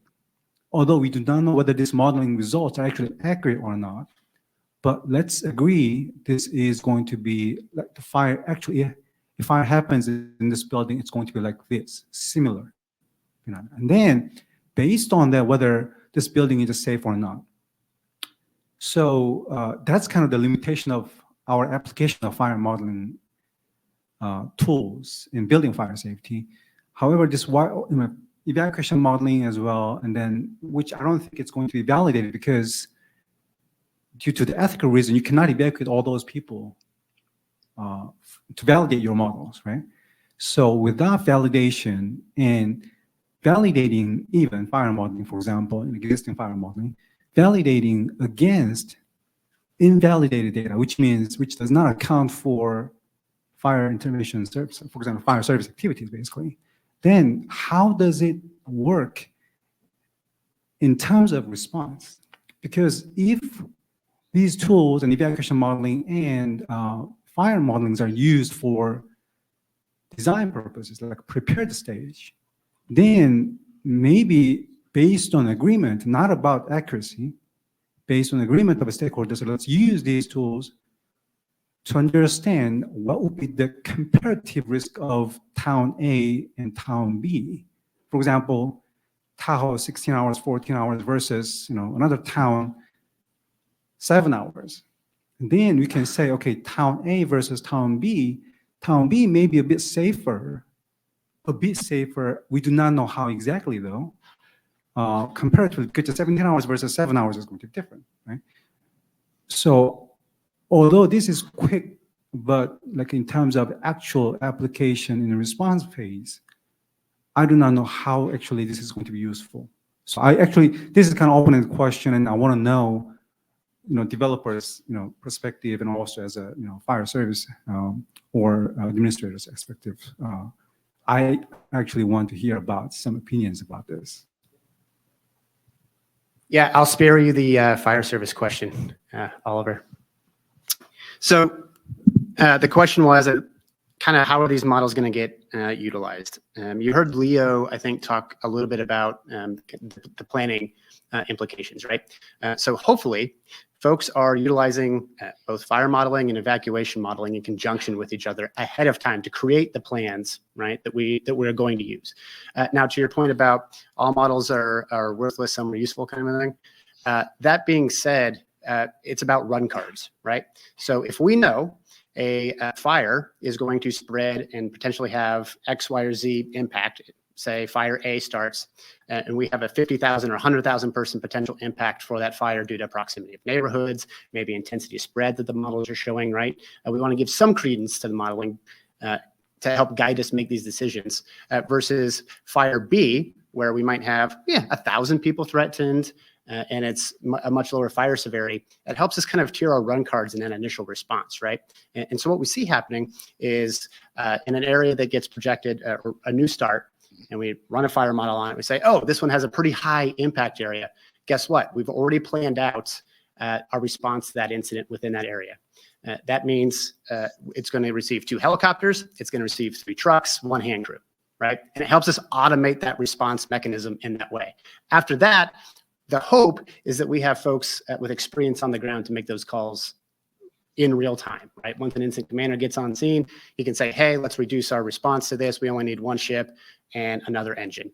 Or maybe it goes the other way. Hey, this is cranking beyond what the model's saying. We need 4 more helicopters, order a VLAT, get an incident management team on the way, right? No model's going to do that for you.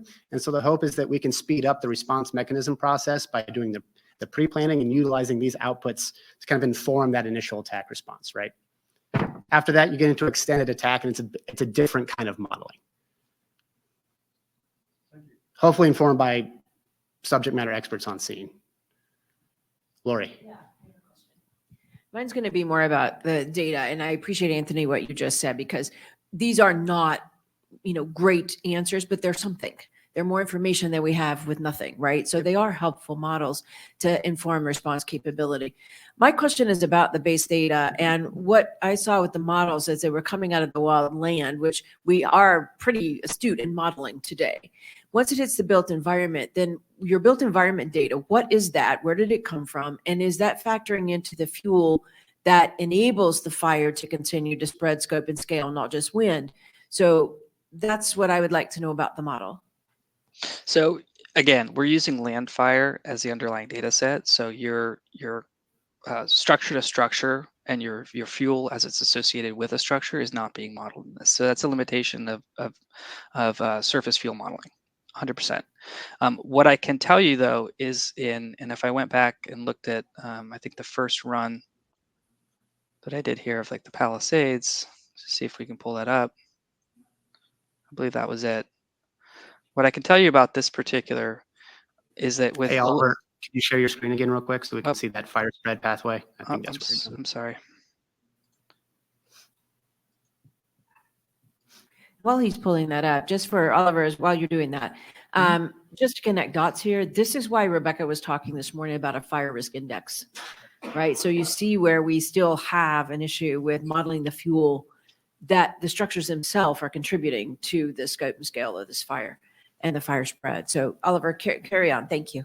Sure. And totally understand the kind of holy grail of modeling would be to integrate the components of the structure, how the behavior of structure fire, totally different than what you're going to see in the wildland. So to merge those two things would be a tremendous accomplishment. We're not, what we're showing with this API is not necessarily that. And so what I will tell you though is that with a little bit of experience in, hopefully the people doing this modeling know that area, because again, if this is done in a pre-planning scenario, they would have a better understanding of that community. But what I learned just by running this is that when you have major fire pathways directly entering into a community here, with the types of intensities that are going to be associated with these major pathways, you will have structure loss in here, and the structure loss will carry throughout that community.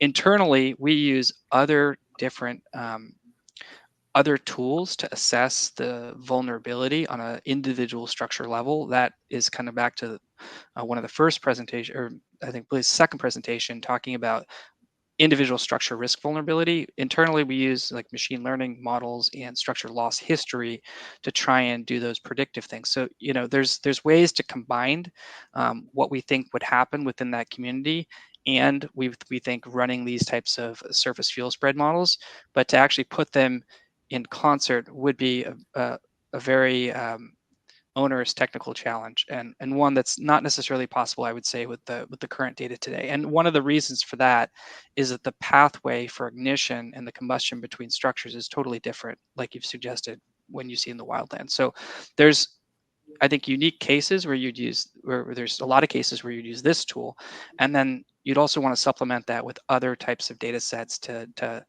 get a sense for, well, what was the vulnerability, what we would call the structure risk vulnerability for this particular part of the community. And if it's high, then we could assume internally that you're going to have a lot of structure loss. And once you get structure loss, there's a contagion effect, right? So there's structure to structure ignition. And that's the kind of a little bit of local knowledge about that, your own community. And what I'd say about this is the high degree of ember casting and the ember load plus the major pathways entering that community very quickly are going to lead to structure loss. My prediction within minutes of this fire was 5,000 to 7,000 structures potentially lost with this in this incident, which turns out to be not too far off from the reality. Good question. Would it be cool if we were able to assign a structure a rating based on combustible material siding, roof type, height, vegetation around, things like that, and give it a rating, and then start looking at those ratings for conflagration? Because that's really what we're starting to see more and more is, the WUIs turned into the wildland, now it's turned into the regular conflagrations. And so maybe assessing structures based on their construction is a start to it. It is. Yep. Yeah, that's a good question, Larry. Kind of hits at the chink in the armor for fire modeling today. I'd like to say it's even one or the other, but we're not even to a point where we can choose yet. Any other questions? Cool. All right. Well, I'm going to release you all for a scheduled break. We've got until, let's see, 10:20. I want to tee you up real quick for after break. You should be super excited. We've got Skip from NIFC on. He's going to talk a little bit about all the tools that are available for you today to utilize, go through kind of the capability sets for folks trying to leverage any of the data collection tools or mapping out in the field. Get into that and how you can get into the org and start utilizing some of those tools. Then we're going to hear from Dana Skelly, who, if you've never had a chance to hear speak, she is a pretty brilliant mind. She is the kind of the pioneer behind fuels treatment efficacy monitoring, and a lot of the work that you just saw CAL FIRE put out, Daniel Berlant and company, around trying to make sure there's an ROI on some of that stuff around communities. And then we're going to get into some CWPP tools, and then we're going to hand it over to Lori. So be back at, let's say, 10:20, and we'll get going with Skip. Also, real quick, anybody wants one, there are some free FireDAWG decals back here on the back table. And if you're interested, brand new, just got these yesterday, we have FireDAWG coins for sale for $10 if you're interested. Okay, brand new off the press. But do get your free decals to take back with you. Okay, spread the word. Woof, woof.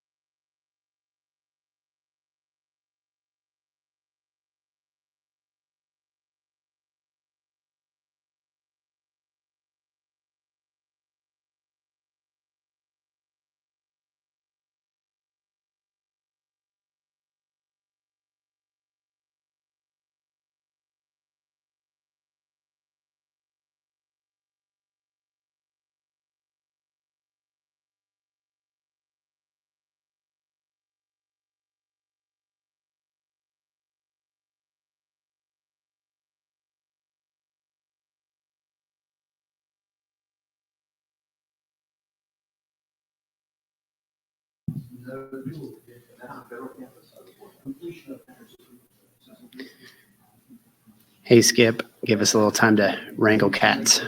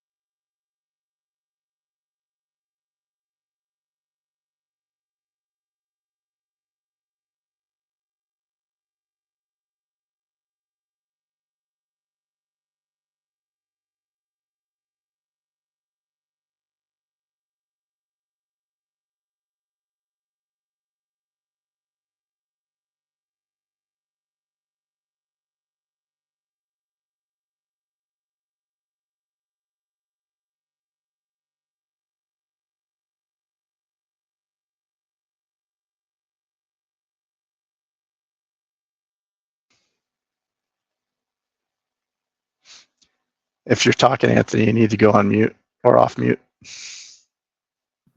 Thanks, Skip. Wanted to introduce Skip Adel, National Interagency Fire Center. If you're not familiar with NIFC or Skip, you're going to get real familiar, and Skip should be one of the folks that you're going to be considering a best friend after this. What we're going to kind of tee you up before break, everything that we're going to review with NIFC, it's kind of how if you're not familiar with NIFC, it's kind of the nerve center of fire operations throughout the United States is what I would describe it as.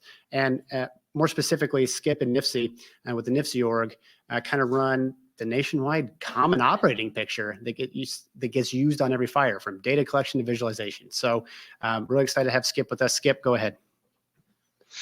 Great. Thanks, Anthony. Again, my name is Skip Adel. I work for the National Park Service as my day job, but I'm going to talk to you today about one of the projects that we manage for the interagency fire community, the NIFC ArcGIS online organization. And you heard Anthony talk about NIFC.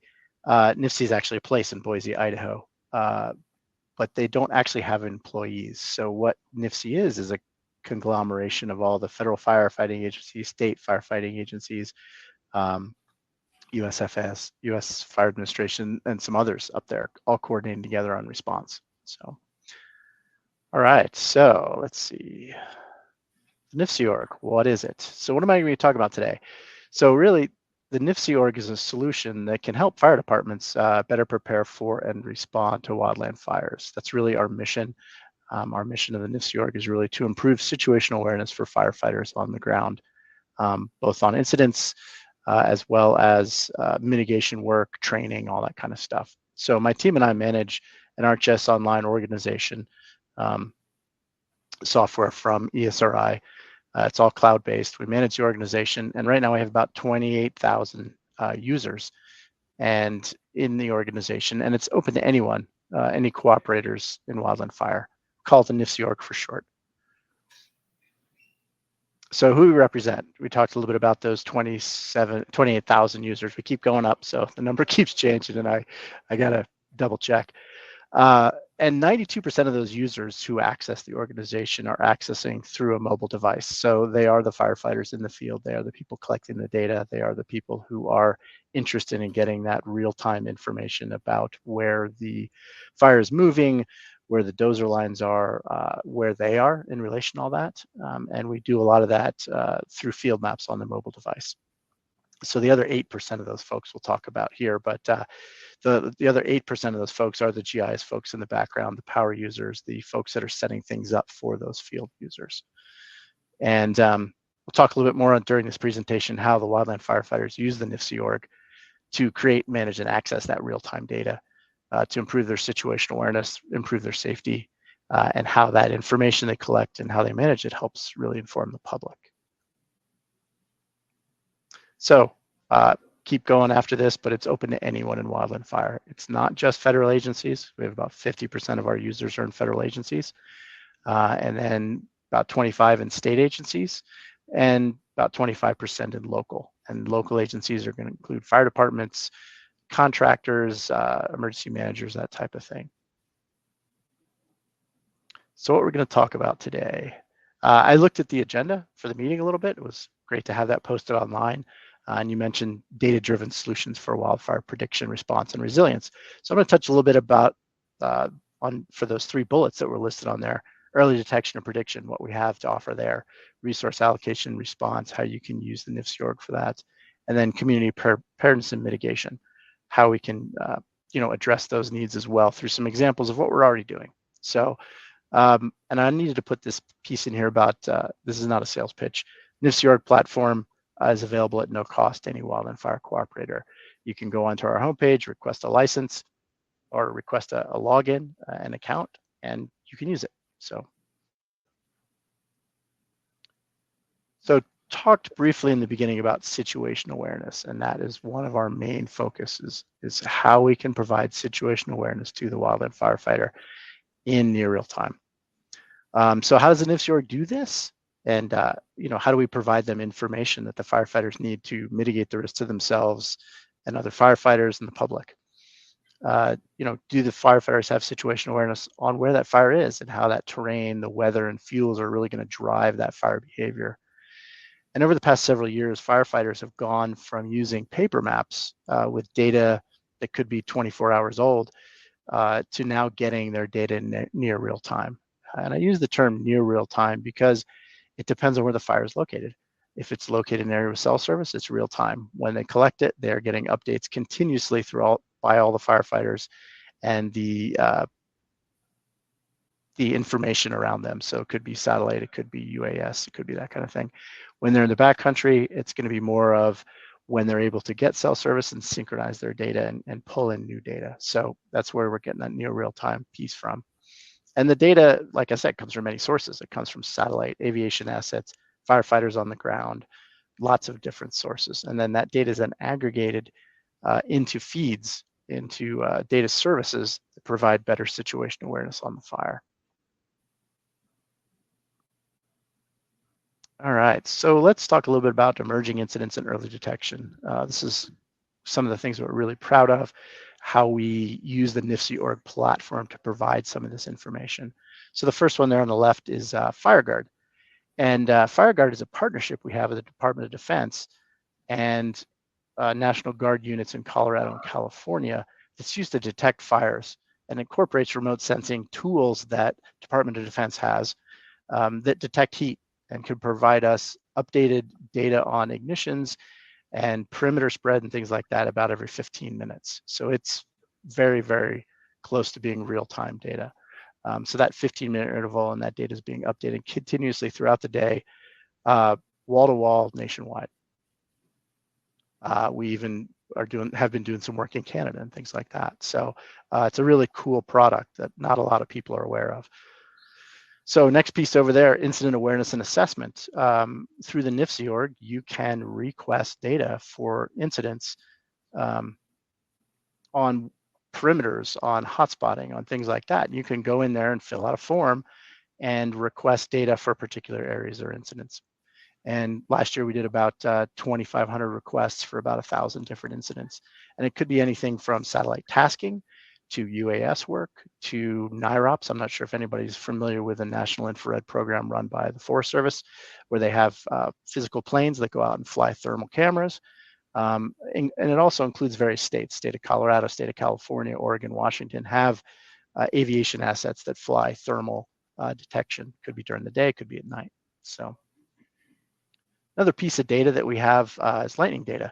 It's a really great service that we provide. We provide 7-day lightning, 3-day lightning, 24-hour lightning, that type of thing. So you can get an idea on where lightning is happening throughout the U.S.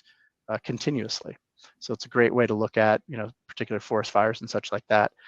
Where did the fire start? When did the lightning come through in the last 7 days?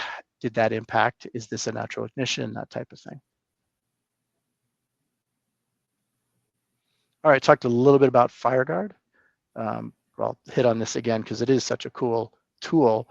And like I said, cooperation between DoD and our local, in Colorado and California, local National Guard folks to pull this data out of the secure environment and provide it to us in a non-secure format in the NIFC.org. If you have a license or account to the NIFC.org, you can see that detection information. And you can also request notifications of these FireGuard detections. So for example, I live in Colorado. I've got a box drawn around Colorado, and anytime there's a detection from FireGuard in Colorado, I get an email that tells me where it is with a link to a map. So it's a great way to get that very near real-time information about what's going on out there. It'll pick up anything from wildfires. It'll pick up pile burns in the winter. It's a very good spatial resolution.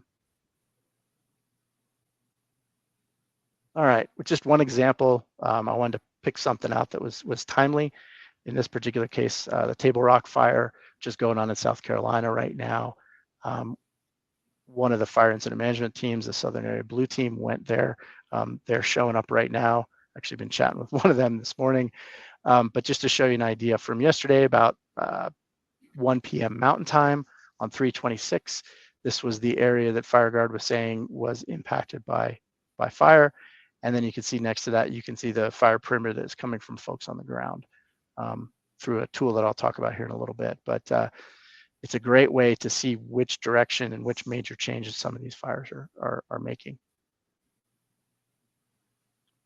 All right, next one is the incident awareness and assessment. We talked a little bit about this, where you, as a user in the NIFC.org, can go in and request perimeter mapping, basically, heat spots, lightning detections, all sorts of different things through a Survey 123 form within the org. Lets you do that. Once you make that request, that goes into a queue, and there are managers in the back there that are figuring out the best available resource to meet your request. So it's a great way on wildland fires. If you're state, local resources or whatever, you've got a fire that's starting to grow, you can request resources from IAA. You've got FireGuard to look at the information. You've got IAA that can put a plane up there, or possibly task a satellite or something like that to get some information about what's going on the ground. All right, so we talked a little bit about those emerging incidents. Now we'll get a little into the resource allocation and response. Two of the things we have in the NIFC org, first one is kind of our signature tool, which is the National Incident Feature Service. I'll break down that a little bit more here in a second, but it's really a single combined operational picture of what's going on in the wildland fire scene within the country. The next piece there is resource tracking. The Dingle Act was passed by Congress several years ago, and requires the federal firefighting agencies to track our resources. And we are able to do some of that tracking through the NIFC org. We're in the process of testing that right now. The state of Texas is testing it. And it's actually going to be on that Table Rock fire. I was hoping to get a few images of the tracking on there, but they haven't quite gotten it set up yet. So we've got a few incident management teams that are going to be testing it out. And that's a great way to see the tracks where people are moving, as well as their last known locations. So first, we'll talk a little bit about the National Incident Feature Service. There we go. So how does the data, we talked about this emerging incident data, whether it's from FireGuard or IA and stuff like that. So how does that get shared to the firefighter in the field? Because most of that data is coming into maybe a GIS person or someone at the incident management team, that type of thing. So how do we push that data into the field? And that's what we use the National Incident Feature Service for. And on the flip side, how does the firefighter in the field collect the data that moves up through the process and informs and provides intelligence to those at the incident management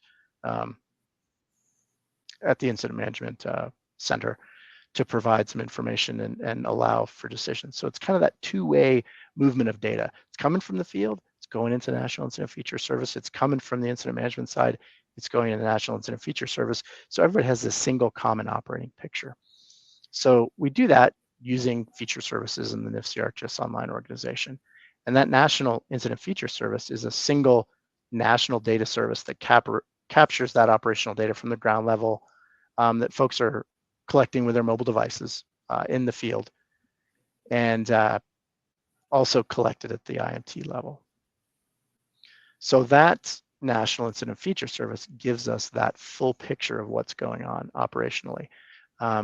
Earlier, we saw some information about the Palisades fire, and this is the view in the National Incident Feature Service of that fire as it grew. You see the fire perimeter, you see a lot of the dozer lines, you see aviation asset, how they move through flight routes and things like that. And all this data and information is available to everybody on the ground, everybody using their mobile device who's using the NIFC org. Again, it's that single picture. Last year, like we said, about 46,000 fire locations. If there's a wildland fire and it's entered into CAD at the state level, federal level, that type of thing, that data then shows up in the National Incident Feature Service as a location, so folks can use it as a response tool. And then we had about 6,700 fire perimeters that were added as well, based on, it could be anything from a type 5 response with one engine all the way up through a type 1 team, on bigger fires like you had in California.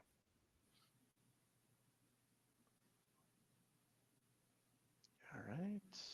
So I touched on location sharing a bit. I'd hoped to have something from the fire in South Carolina, but I don't. So I pulled something in from Texas. And the location sharing information, you can see it briefly in this image, but the track lines are those blue lines, and then those last known locations are those bubbles. So you see a last known location towards the top of the fire, one on the west side of the fire, and you see how the firefighters are moving around the fire. This is in Texas, mostly road-based, that kind of thing. So we can provide this location sharing capability so you can see where your resources are on a fire during the incident. So you can make better resource allocation decisions. You can make better routing decisions. You can do that through the NIFC org. And that location service is, again, a feature service. So it can be added to any web map, dashboards, or anything like that that you may have produced. And the tracking goes on through Field Maps, which is the mobile app that is used by the firefighters in the field. I want to touch a little bit on suppression repair. So we also use the National Incident Feature Service. You know, there's the ramp up with initial attack, extended attack, and then as you're starting to wrap that fire up, you're starting to have areas of the fire that are cold. We do something called suppression repair, where we go back and we fix damages from suppression. You know, dozer lines can make a mess on the ground, so the teams will come back in and clear that, bring the brush back in on the dozer line, make it so there's no erosion, things like that. So suppression repair is a big piece of how we manage incidents. And the National Incident Feature Service allows us to track our how we fix this suppression repair data. Got some good dashboards.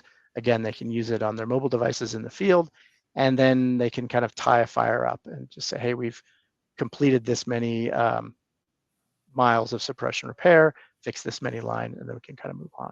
So a lot of cool tools that you can use to not just respond to the incident, but respond to kind of cleaning up the incident. All right, got a little bit in here about community preparedness mitigation. There was some discussion earlier about collecting data on structure assessments, and I've got a really cool example that we do with the National Park Service where we've gone out and surveyed about 36,000 structures on Park Service facilities to prioritize how we're going to treat those. Also talking a little bit about fire restrictions. So the NIFC ArcGIS Online org, you can really look at it as a platform for you to build your requirements on top of. You can do dashboards, you can do story maps, you can create data sets that you need to in order to manage and provide information out to the public or your internal cooperators as necessary. And a great example is fire restrictions dashboard that was put up by New Mexico and Arizona. And they provide that out to the public through the NIFC org. We host it for them. They don't have to do anything, and they can make that data available to everyone in those states. A little bit about fuels treatment planning as well. We've got and I'll go into this a little bit more, of course, but we've got a whole setup dealing with fuels treatment planning that mirrors the way we respond to incidents. So same types of maps, same types of apps, that kind of thing for planning mitigation treatments and the like. So we'll dive a bit more into this. So fuels treatment implementation. Like I mentioned, it's the same tools and workflows as incident response. We use the same symbology where we can, and we allow folks to go out and use the tools in the NIFC org to plan and implement their fuels treatments, whether it's mechanical, whether it's prescribed fire, whatever. But they can build a map, they can share a map with their cooperators. This works really well in cross-boundary treatments, whether it might be Park Service, Forest Service, state and local. People can all use this as a way to work on a project together. All right, structure assessments. This is one of my favorite just because we do this for the Park Service and have been doing it for 15 years. What we do is we go out and we assess a FireWise FireWise type of survey, same survey that you would use for the International WUI code. We use that to collect information about roofing, siding, access, roads in and out, whether it's got a fire hydrant, all that kind of stuff. And we do that all in the field, all on digital devices. We do not use paper. We all use field maps for that. So we're basically working with our firefighters. They're using field maps for incident response. They're using the same type of field. They're using field maps again for planning. They're using field maps for doing their survey work for surveying structures. So they get to use this tool over and over again, and that familiarity is then built up, and they're really used to using it. And we've surveyed about 36,000 structures throughout the U.S. that are on Park Service property. Almost all those we've done twice now. Some of them we've done 3 times, and we have a revisit interval that we go based on the fuel loading.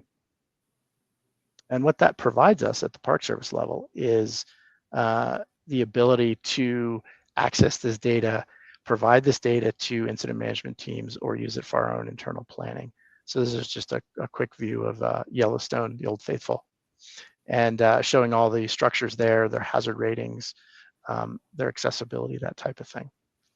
We have pictures for all of them. We have information for each and every structure, and using ArcGIS Online, using field maps has allowed us to build that very large data set to prioritize information.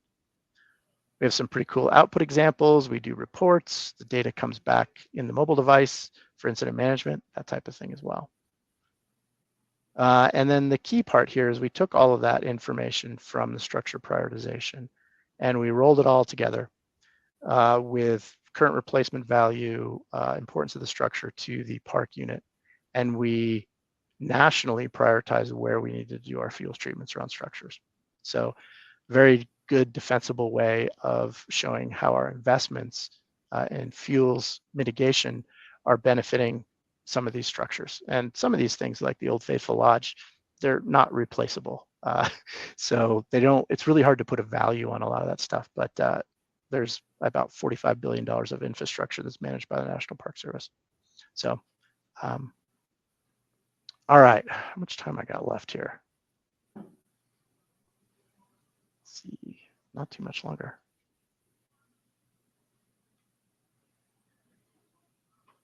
All right, let's jump into another part. So Anthony, since we started a bit late, I got another couple of minutes or? Yeah, want to take a quick pulse for folks here. So what Skip is showing, this is available for all fire departments across the country.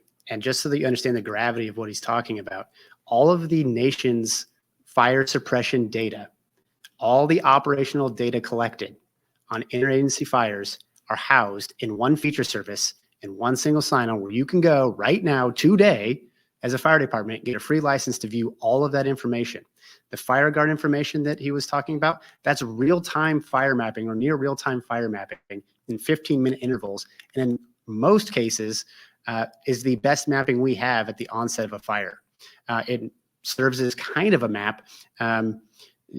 Want to be careful here, but the Maui fires, there wasn't a whole lot of mapping or survey depth when that fire occurred, and FireGuard was essentially the best map we had for a few weeks. So the data sets that you just saw get run through are available for everybody to view. You can ingest them into your own maps, and the field maps capability that Skip's talking about, all of that data scheme is already curated for you. So all you need to do is log in and start collecting data around your area when you have fires. So the magnitude of what Skip is talking about, this is the largest common operating picture, pretty close to globally deployed around, well, definitely within the US, right? And if I would have asked and take a quick survey, raise your hand if you knew that there was a structure triage done for every structure that's been threatened by fire that's received an incident management team on in one service. Yeah, not a whole lot of hands going up, right? So there's a lot of value to being able to get into the org, see a lot of the data that Skip just went through, and being able to manipulate that and bring that into your own response plans at home, right? This is all the data that you guys are crying about wanting, right? Well, I want my structure triage data. I want fire spread model. I need to know real-time fire spread. All of that already exists and it lives within the NIFC org, right? And Skip's the administrator of that. So he's the guy that's going to approve you or deny you, him and his team, to get into that org, right? Skip, we'll let you go just a minute or two over here, and then we're going to open it up for a quick question or two, if we have any for you. So with that, lead us out. I'm just going to bounce through some of this again to the end. Not a sales pitch, and like Anthony said, this is available to any wildland fire cooperator.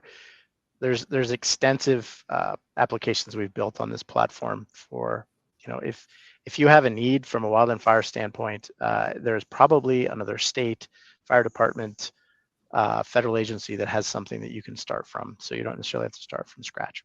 So yeah, and there's the homepage there. You can request an account at that homepage. If you're not coming from a government email address or a fire department email address, we'll ask you for a red card. just to just to let us know that you're a wildland fire cooperator. Other than that, we have a very low bar for getting into the org.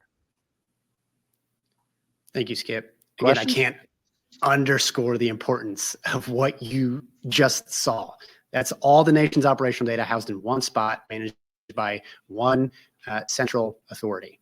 It's fantastic. It brings a lot of clarity to a lot of the data out there and answers a whole bunch of questions for fire departments about where to get that information. All right, questions for Skip? Yeah, we've got one here. 1 second, Skip, we're getting the mic. Sure. Hi, yes. My name's Chris Lee. I'm coming from San Francisco. I'm curious if you ever tried to export the data and use large language models or the AI models to prepare incident responses or experiment with that, because I think if I log in, I have to digest information. But has anyone tried throwing this and asking ChatGPT, can you create an incident plan or anything more advanced that might be useful? No, we haven't. Kind of two reasons for that. One is, as a federal government agency, we have very limited access to AI at this particular point. And the second one is, this is all being run by like 5 people. So we don't have the staff, unfortunately. We'd love to really kind of push the boundary in a lot of this. And what we're focusing on right now is a lot of the location tracking for firefighters. So. I'll add on to that real quick. I'll take off my fire department hat and put on my Esri hat. I know that we are experimenting, and I believe in ArcGIS Pro, I think, there's sort of an Esri GPT, if you will. So when you get those damage assessments, you can use plain language to query the data. Hey, how many structures are damaged? How many are not, right? And that's useful to a point, right? But it's not as actionable as you'd like it to be. It can give you an idea of where damage might be done. And then you kind of use that as a starting point to send to USAR teams as you do all that ground truthing. So there's a way to leverage it. It's just not to the point where it's like, hey, make me a complete IAP today, right? Like it's not there yet for the geospatial portion. So I do know, Anthony, that over on the USAR side, Paul Doherty with FEMA USAR is working on some of that, looking at it for search probability or search timing, but looking at USA structures as a way of saying, counting the number of structures, type of structure they are, and then saying, okay, it's going to take 5 minutes to do a 1-story home, 10 minutes to do a 2-story. But that's a great thing to look at. So, any more questions for Skip? It's a good time to grill him. Cool. All right, Skip. Thanks for the presentation. We really appreciate it. And thank you for all the work that you guys do. It's pretty important work, and I really appreciate how far you've brought us from the common operating picture standpoint, Skip. All right, round of applause for Skip, please. All right. Now it is my distinct pleasure. I like to call her, I think we're friends now, Dana, is that right? Can I call you a friend? Yes. Oh my gosh, if you Okay. didn't, I'd be so sad. So Dana's a fantastic mind, and I hope you all have a bunch of questions for her at the end. She's essentially the mastermind of bringing ROI to field treatments on the landscape. A lot of times, I don't know, personally, when I was running the state of Wyoming, they say, hey, you have $2 million to do fields projects. Go out on the landscape and get things done. I'm like, great. And it's just me, a dumb fire guy out there looking and just cutting down trees and saying, hey, that's high risk, that's high risk. Maybe some lead analysis there, but there's no, so what, right? Great, you treated 2,000 acres. What impact did you have? Did you buy down risk? Did you actually achieve the goals that you were looking at achieving? That's a question that's been largely unanswered, I would say, wildland fire industry-wide for quite some time. It's a bit of a problem. When state legislature would come back and say, hey, that $2 million we gave you, what did it do? And you're like, well, we treated those 2,000 acres. Here's how much biomass we took off the landscape. Here's how many communities we protected from fire impacts. And like, great, where's the data? You're like, we have numbers of things we treated. And what Dana's going to do is really dig into the meat. She's kind of the mastermind behind proving a lot of that ROI and making sure the treatments that we're putting on the landscape just aren't to get acres, rather that they're meaningful and impactful in buying down that risk. And she's got some data-driven ways that she's doing that. So Dana, I'm going to shut up and wow us. Oh, thanks, Anthony. So that was more than kind. So I'm Dana Skelly. I work for the Forest Service. I'm currently in a long-term detail with the with Forest Service research. But before that, all of my career has been operational in fire fuels and fire ecology, and I'll go into that a little bit more in the presentation. I'm also working on a PhD that the agency is sponsoring me to modernize our fire behavior indices for climate change. And I'll talk about that a little bit more too. That is something I can definitely dork out on quite a bit. So if you're interested, hit me up. So basically fuels treatment effectiveness monitoring is something Hey, Dana, that real quick. oh yeah. Can you re-share your screen? Oh, is We're it having a not little- showing? Yeah, we're having a little lag. Huh. Okay. It on my thing, let me stop it and start it again. On my thing, I could see the right screen sharing. So share presentation, share screen, and is that showing the second slide now? No, we might have a problem with the platform. Okay, yeah, because what I can see it in our little like cheater window, but maybe it's So it's showing for other folks, just not us here in the conference room. well, that's no fair. Hang on one sec. Let me try one other thing. It'll just take a second.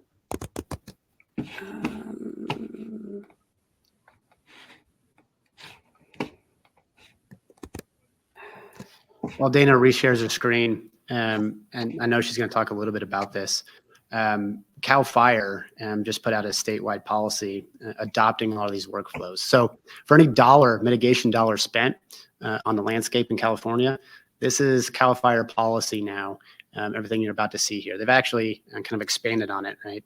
With the resources that an agency like CAL FIRE has to bear, and not to jump the shark as you share your screen, Dana. But they've got an entire alerting system now built in. So as fires pop up on the landscape and that fire spread impacts a previous fuels treatment, they're able to just dispatch folks to do this analysis that you're about to see. So Dana, the slides are working and we're ready. Okay, good. Yeah, they CAL FIRED it, and I couldn't be more excited. You know, you can evolve a lot by yourself, and if you're smart and motivated, there's a lot one person can do.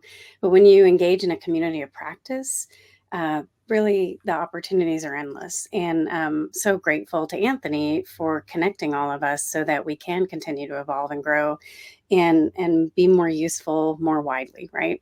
So I'm me. And I'm based in the Pacific Northwest. I live in the Portland, Oregon area.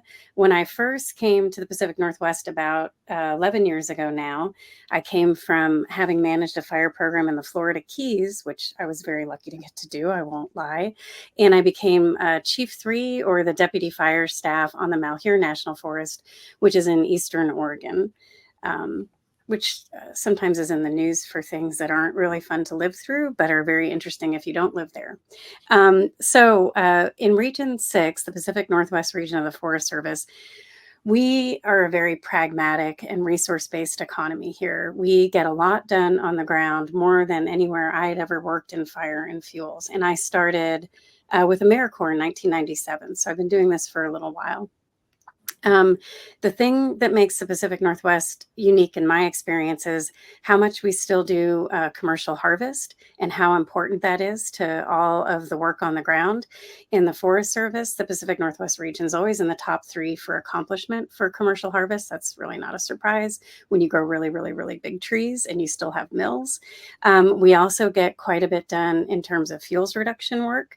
And then we also get hit with wildfire. And all of that, I've learned to think of it as it forces us to be very innovative because we're tested on all fronts. Our local communities really rely on the resource-based economies for their existence. And so being pragmatic and being innovative just really go hand in hand in this environment. But increasingly, the question that we're all asking ourselves is, are we treating in the right places? When I first started in the 90s, and after AmeriCorps, I went to the National Park Service. I always was coming in this from a lens of two things. One is always blending the best available science with management. And the other is fire as the most important conservation tool we have at our disposal. And so when I thought about it from that Park Service lens, and we had fire use at the time, and I got to work extensively both in fire ecology programs and with the Wildland Fire Use Module program, where I would get to go to wilderness areas and observe free burning fires as they roamed across the Gila Wilderness or the Frank Church River of No Return. I always thought when I was managing a program, I would create a moat of fuels treatments around the perimeter and then let fire do its thing on the inside to restore its role to the landscape and restore our ecosystems and protect the integrity and health of those ecosystems. But the fire environment is changing, and it's becoming increasingly complicated, as everybody in here knows. We're getting touched by fire in places and ways that 25 years ago we never would have expected. And for me, again, that's really launched me into my research work to better characterize how fuels are changing, because we can do all the modeling we want to. And as we've talked a lot today, it's, there are challenges in modeling the built environment. But I would say you can get the best modeling tools for fire behavior in the wildland environment. But if we can't characterize how the fuels are changing in light of increasingly warm temperatures and increasingly dry atmospheres, we won't ever really hit the mark on the wildland environment either. And again, that's the crux of my research. I'm so glad we're neighbors with California, because they live this every day, and they are incredible thought partners in all of this. But Ken Pimlott, who was chief of CAL FIRE a few chiefs back now, said it perfectly. We live climate change. It's staring us in the face. There's just really no point in arguing about it. And just a little bit of dorkiness for you here, and I'll have a link to a blog post that I wrote. And there's other tools in that blog post I'll mention at the end. But with the increasingly warm and dry environment, more and more of our forests are available to burn. That's not a surprise. But this one paper that came out in 2021 examined how our fuels are becoming more available using vapor pressure deficit, which is what relative humidity is derived from, to explain that. And what they found is, as of 2017, 20 million acres per year are available that weren't available previously in Western forests. That's just in Western forests. And an easy example from out here, in 2023, we had some nighttime lightning in late August that went up the coast on the west side of the Cascades in Oregon and Washington. And from nighttime lightning, we had 45 new starts on the Gifford-Pinchot National Forest. And if you're not from out here, the GP is outside of Seattle. So it's typically a rainforest. So to get 45 starts from nighttime lightning ignitions is something that nothing would ever predict for us using our current understanding of how fuels dry and operate in the environment. So really just illustrating how the fire environment we live in today is not the fire environment that I had trained for in the past. And this is not showing up quite right. But there's two slides here from when I was the deputy fire staff on the Malheur. We had a really rough season in 2015. And it's so funny, 10 years later, every year that we have a lot of fire activity, it's like, I can't believe it's going to be worse than this. And then, it gets worse. But this picture that you see was taken from the Okanagan-Wenatchee National Forest, where the fire had jumped the Columbia River, I believe. And it was a very large air tanker dropping retardant to protect communities. The image underneath it is what I always was trained for as WUI, which was a large open landscape, some forest, a few outbuildings, and then the VLAT in between those. So the fire environment has changed in every possible way. You all live that, you all know that. And we are getting outpaced by it on a regular basis. That's where I'm glad to work for the federal estate and to be able to share these tools with you, really using off-the-shelf products to better adaptively manage so that we can increase our chances of success for our communities and our responders when the fires happen. This image is the Canning Creek fire, that fire on the Malheur in 2015. And it was in Grant County, Oregon, which is always in the top 3 poorest counties of Oregon. And that fire persisted on our landscape, threatening all of the large towns in Grant County over the course of about a month, because it was really, really hard to get resources to manage a large fire. It ended up being over 100,000 acres, and it hit most of the critical WUIs in that county. We lost over 40 primary residences, which was very impactful in such a poor community. At least a quarter of those homeowners weren't able to afford homeowners insurance. So it was very devastating for those people. And then the other piece of that is it was very personal for us. It's one thing when you go to a fire way outside of where you live. It's another thing to call your husband as you're coming off the mountain before you lose cell service to let him know when you'll be home, and have him ask like what the fire's doing because he's washing dishes in the kitchen and he can see it coming down the mountain towards the house. Or a couple weeks later, packing him up while you then go up the road to see how far the fire is from your house and if anybody can get a dozer in around it. So anyway, after that fire, I wanted to know how our treatments did, because this was a really well understood WUI area. And it was a reasonable question for us and for our communities to know, like, well, we knew the WUI was at risk. What did we do about it? And how did those treatments do? So when you look at this map, the red line is the fire perimeter. And my house is just kind of in the northeast corner, about a mile from where the perimeter ended. It's not on the map. And all of the hatched polygons that are yellow and orangish, those are our fuels treatments.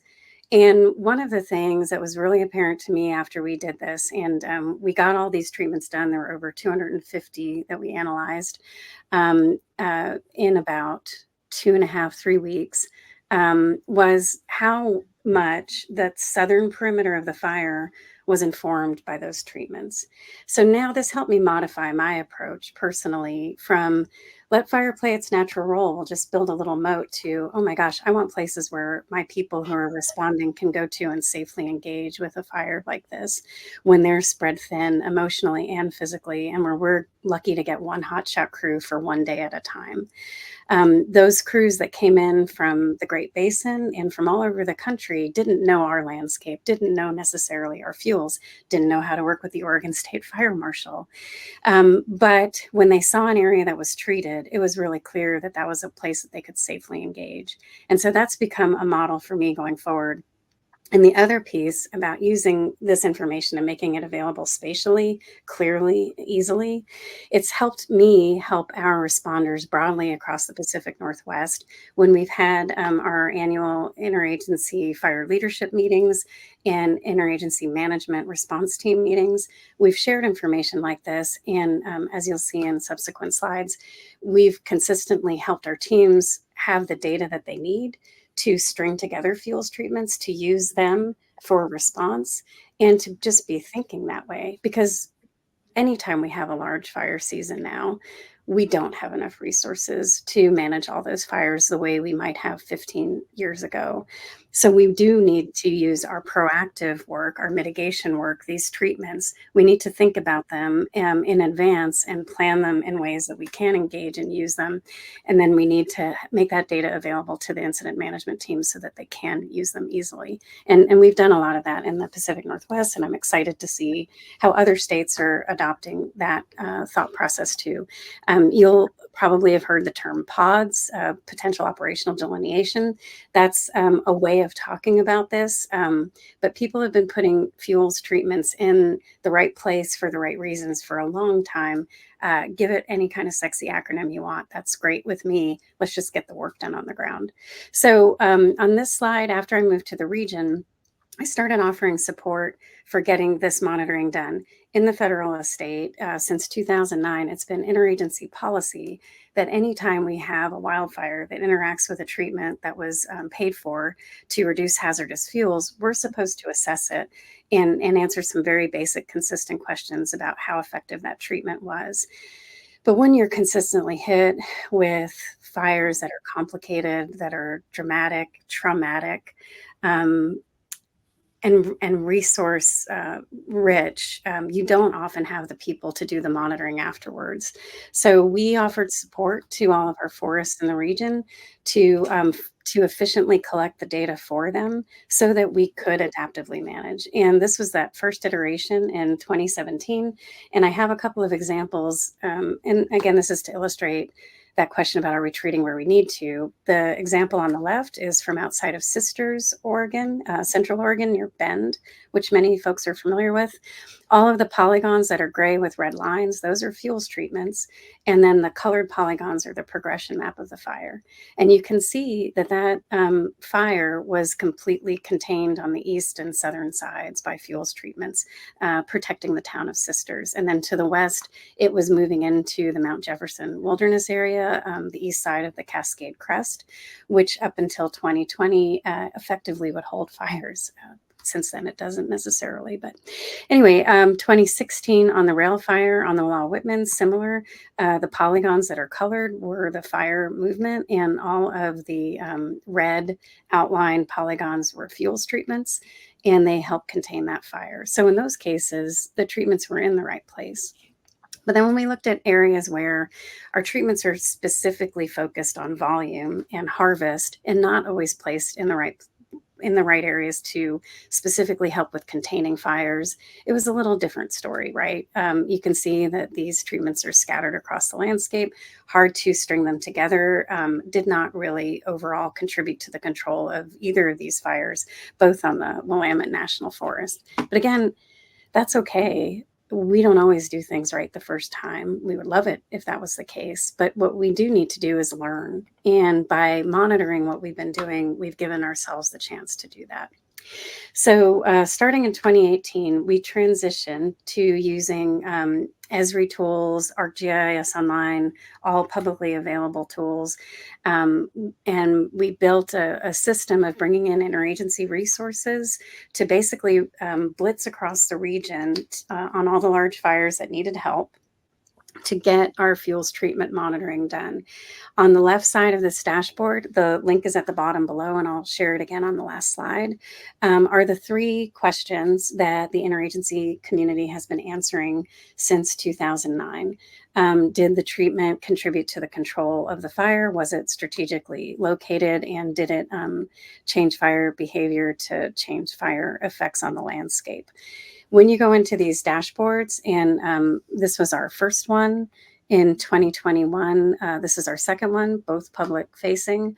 There are drop-down menus on the top right of the screen where you can select either a forest or a fire, and it will give you all of the polygons of the treatments. And when you click on any of those, it'll give you more detailed information from the team that did that treatment assessment.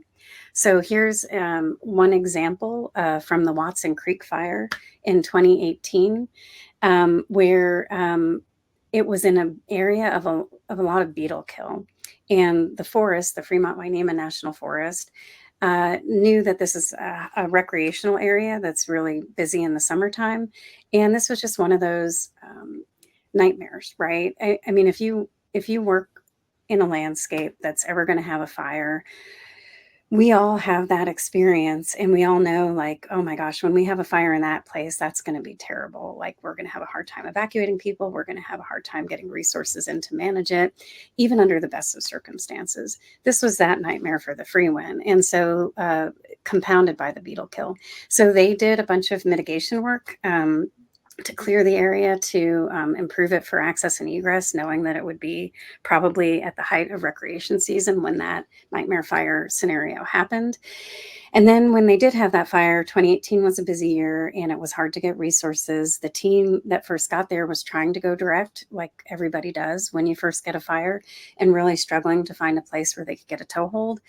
And then they took a breath and thought about what we've been talking about, and they used our fuels treatments, and they were able to string those together to contain the fire safely. And on the image on the left, that's the close-up from the dashboard. All the green polygons are those treatments, and then the red lines are the fire perimeter. So you can see again, quite a large percentage of that fire perimeter was contained with those treatments, and it made it easier for the team to get it done quickly. When you can contain it with the fuels treatments, a lot of times we reduce the need for committed resources for response on the landscape. We have a success story from another forest, from several forests actually, where a fire that might have taken a whole month to really manage took a week or less, because we use the treatments. And that also means a whole lot less smoke for those communities too, because the duration of the fire is shorter when you're containing it more quickly with your pre-treated areas. Another example of how we've been using these to adaptively manage is from the Colville National Forest up in Washington State. And on the Colville, they have an amazing mill and infrastructure where they're really doing a lot with commercial harvest of small diameter materials. Very nice to see, because that's always kind of the red herring for all, well, not the red herring. That's like the golden solution for everybody that's somewhat evasive, especially when subsidies are lacking.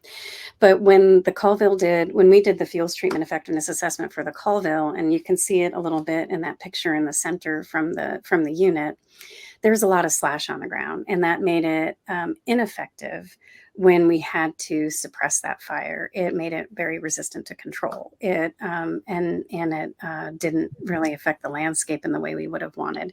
In this diagram on the right, from the 2018 dashboard, the pink means we answered no to the questions, and then that block of text on the left is another example. The block of text and the picture, when you click on the polygon, those are that's the information that will show up. And it's a detailed assessment from our field crews that went in.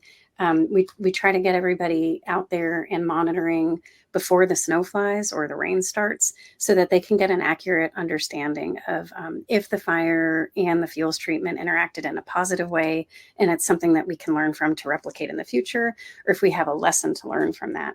In this case, the lesson was we were not keeping up with our activity fuels from harvest. We needed to have a different staffing model to make sure that the slash got treated in a timely manner, so that these were effective treatments given the pace and scale of our wildfires increasing in these landscapes. And they did that, and they become a model for staffing for the rest of the Pacific Northwest region. So in terms of adaptive management success, just a really simple timeline. We had about 400 interactions in 2017. By 2018, we had over 900 discrete interactions between our active veg management treatments and wildfires. And in 2021, we had over 1,500 interactions. Again, that's not just because the fires are getting bigger and taking up more of our landscape. It's because we're using these treatments more consistently when fires present themselves. So it's a combination of things. Your fuels treatments won't be effective if they're not put in the right places, right? But then, like Anthony mentioned, because of what we've been doing and sharing it with partners and sharing it through our friends at Esri, other states have seen what we've done. And again, we've made it very easy to adopt, not as easy as skip stuff. If you just get your NIFC login, you have a world available to you there. But this is just basically a simple protocol using off-the-shelf information to help us all do better every time we have the chance. So Washington Department of Natural Resources has taken this and created a statewide approach to doing their fuels treatment effectiveness assessments. But California has been in the news for the massive investments they've been making in proactive treatments, especially prescribed fire, on their landscapes. And just like Anthony's been saying, as part of that return on investment need to be responsible to our taxpayers, CAL FIRE wanted to create a monitoring protocol to go along with all of their treatments. One thing that I run into with folks all the time is we all want to do what is monitoring and what is research, I guess, might be a way to talk about it. We all want to count every stick. And if we don't count every stick, we feel like we're not doing a good job. I would love to count every stick, but you sure don't have to do a good job. And sometimes we overthink things, which prevents us from actually getting something done. You can always start small and build big as time goes on.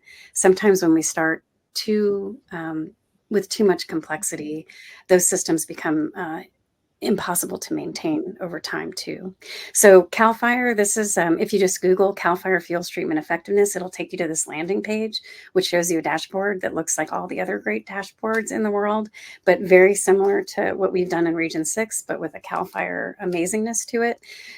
If you go to this landing page and you scroll down on the right, there's a link to the dashboard directly. They've already done assessments from the fires in the LA area in January of this year. And they, every time they do an assessment, everything will show up in their dashboard like you saw in that first slide.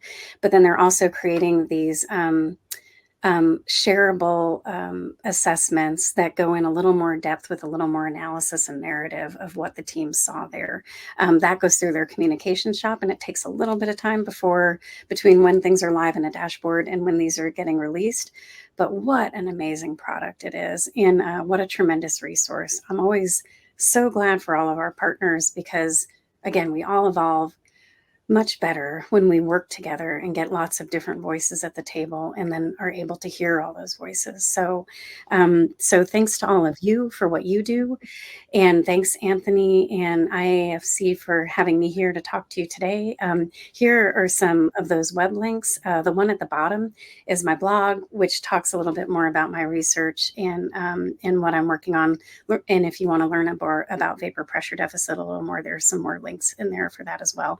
Plus some tools and other parts of my blog that I've been experimenting with to help us learn to read that fire environment a little better. So with that, I will stop sharing.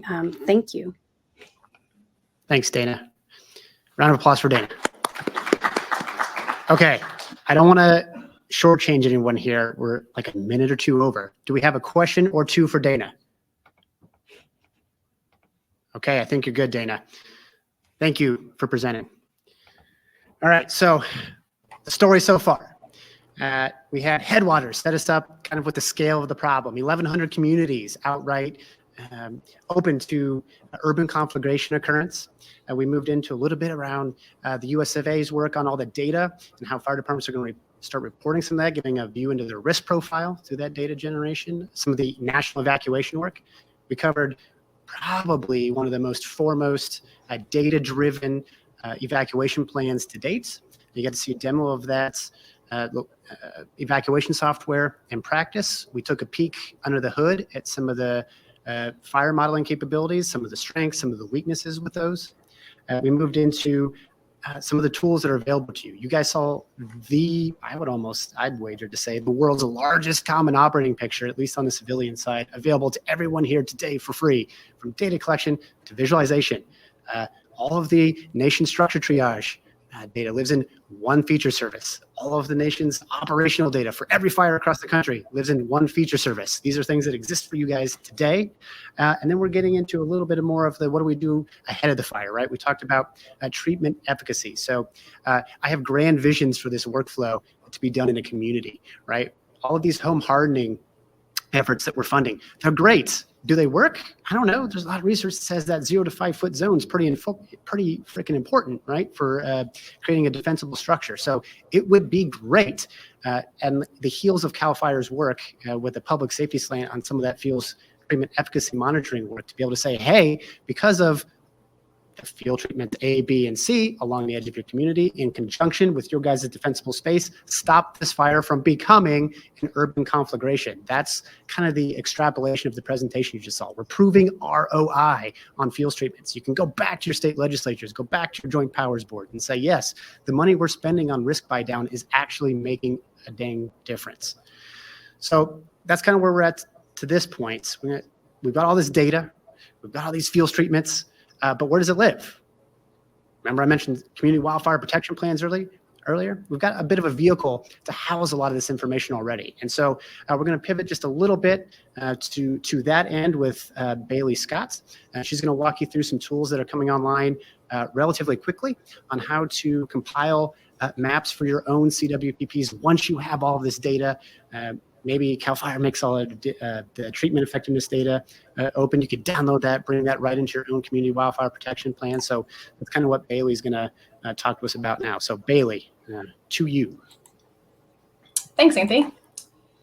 Yeah, we're going to talk a little bit about CWPPs and ArcGIS solutions and what we have coming from Esri. Before I dive into what we've got prototyping for the solution so far, I'm going to walk through really quickly what a solution is. So solutions are custom configurations of ArcGIS that are prepackaged and industry specific. So to get to them, if you have ever logged into ArcGIS Online or Enterprise, you can click the apps launcher up here, go to solutions, and then you'll see a list of industries over on this left side over here. You can click public safety and then click fire service to see fire specific resources that are available today. These are all included with your existing licensing and come at no additional cost. So for example, to click one, you can click deploy now. It's going to put all the pieces to that solution into your contents for you. So we are working on a community wildfire protection plan solution, and I'm going to show a little bit of what we have so far today. I will preface this by saying that we are not done with this. It is still very much in development, and if you like what you see or if you have ideas based on what I talk about today, please reach out to Anthony or I, and we will make sure that we are taking all of the feedback from everybody that we can as we develop this solution, because it, like Dana said, it takes everybody to make things really, really great. So if you are familiar with ArcGIS Pro or the Fire Accreditation Analysis solution, this is probably going to look very familiar to you. This is a task-based pro project solution that we're working with. And the goal of this is to get you the maps and outputs that you need. So again, Anthony talked a little bit about all that data, and it's a little bit of everywhere. It's coming from different places. Some of it lives all in one feature service. Others is coming from various other places. The goal of this is to be able to put everything in one place and be able to export the maps out for use in mitigation planning. So just a little peek under the hood at what we are working on so far.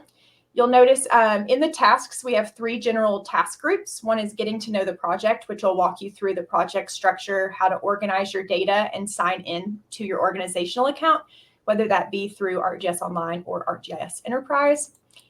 And then we have the meat of the CWPP. So we'll walk through everything from location and community authority to creating critical infrastructure.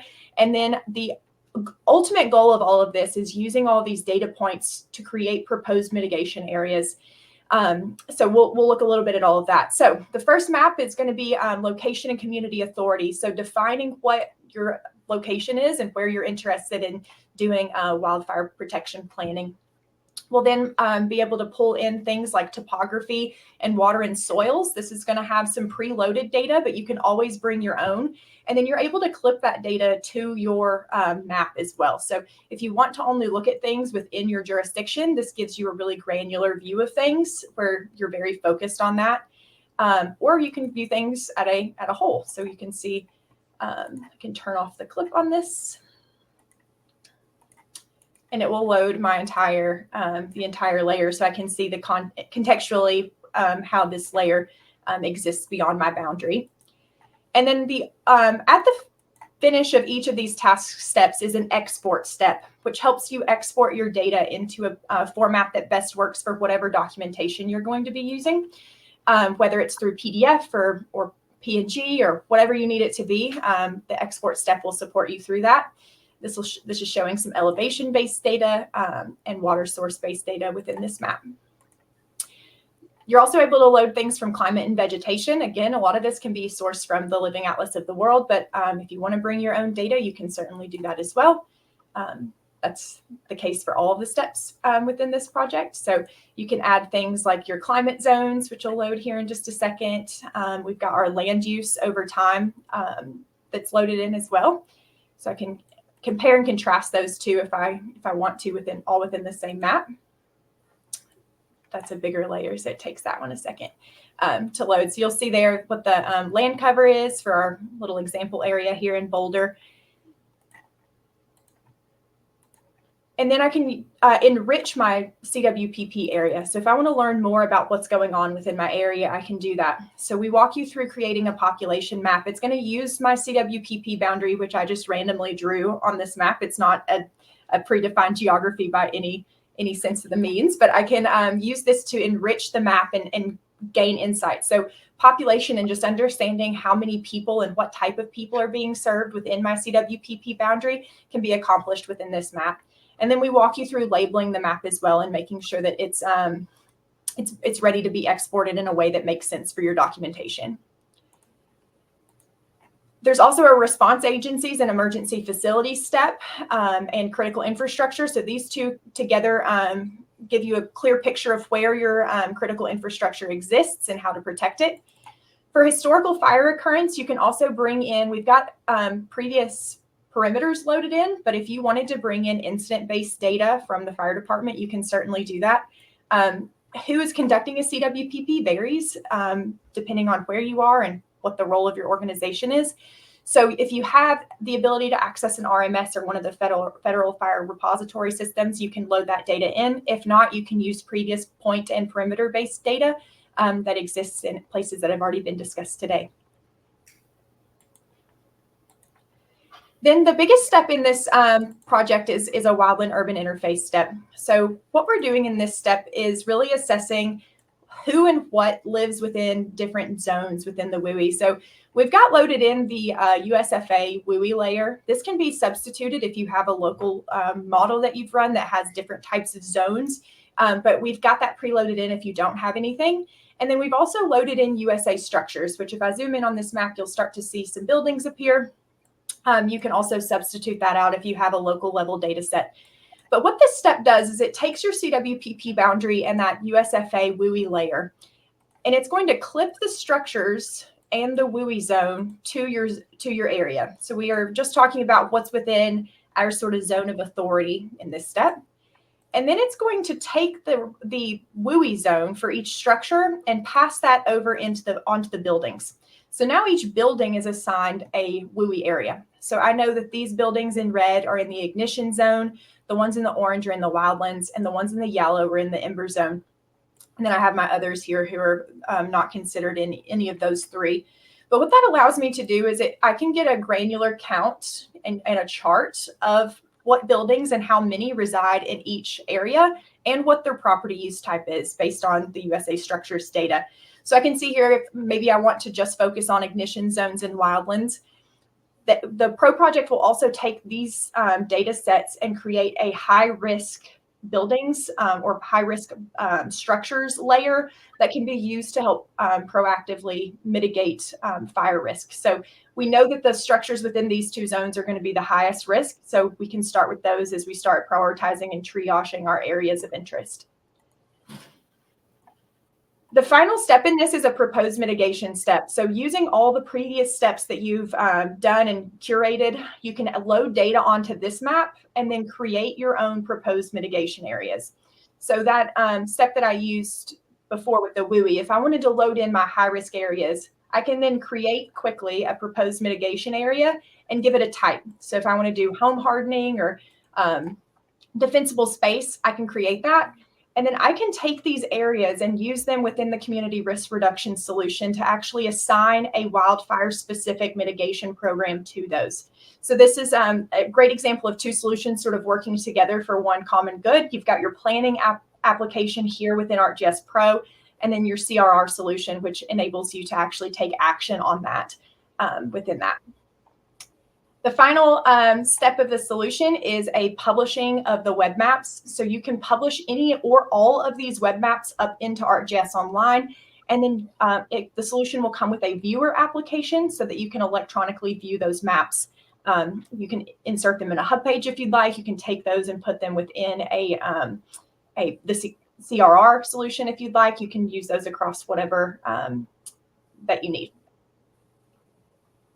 So yeah, I'll take any questions or comments or anything like that on the solution so far.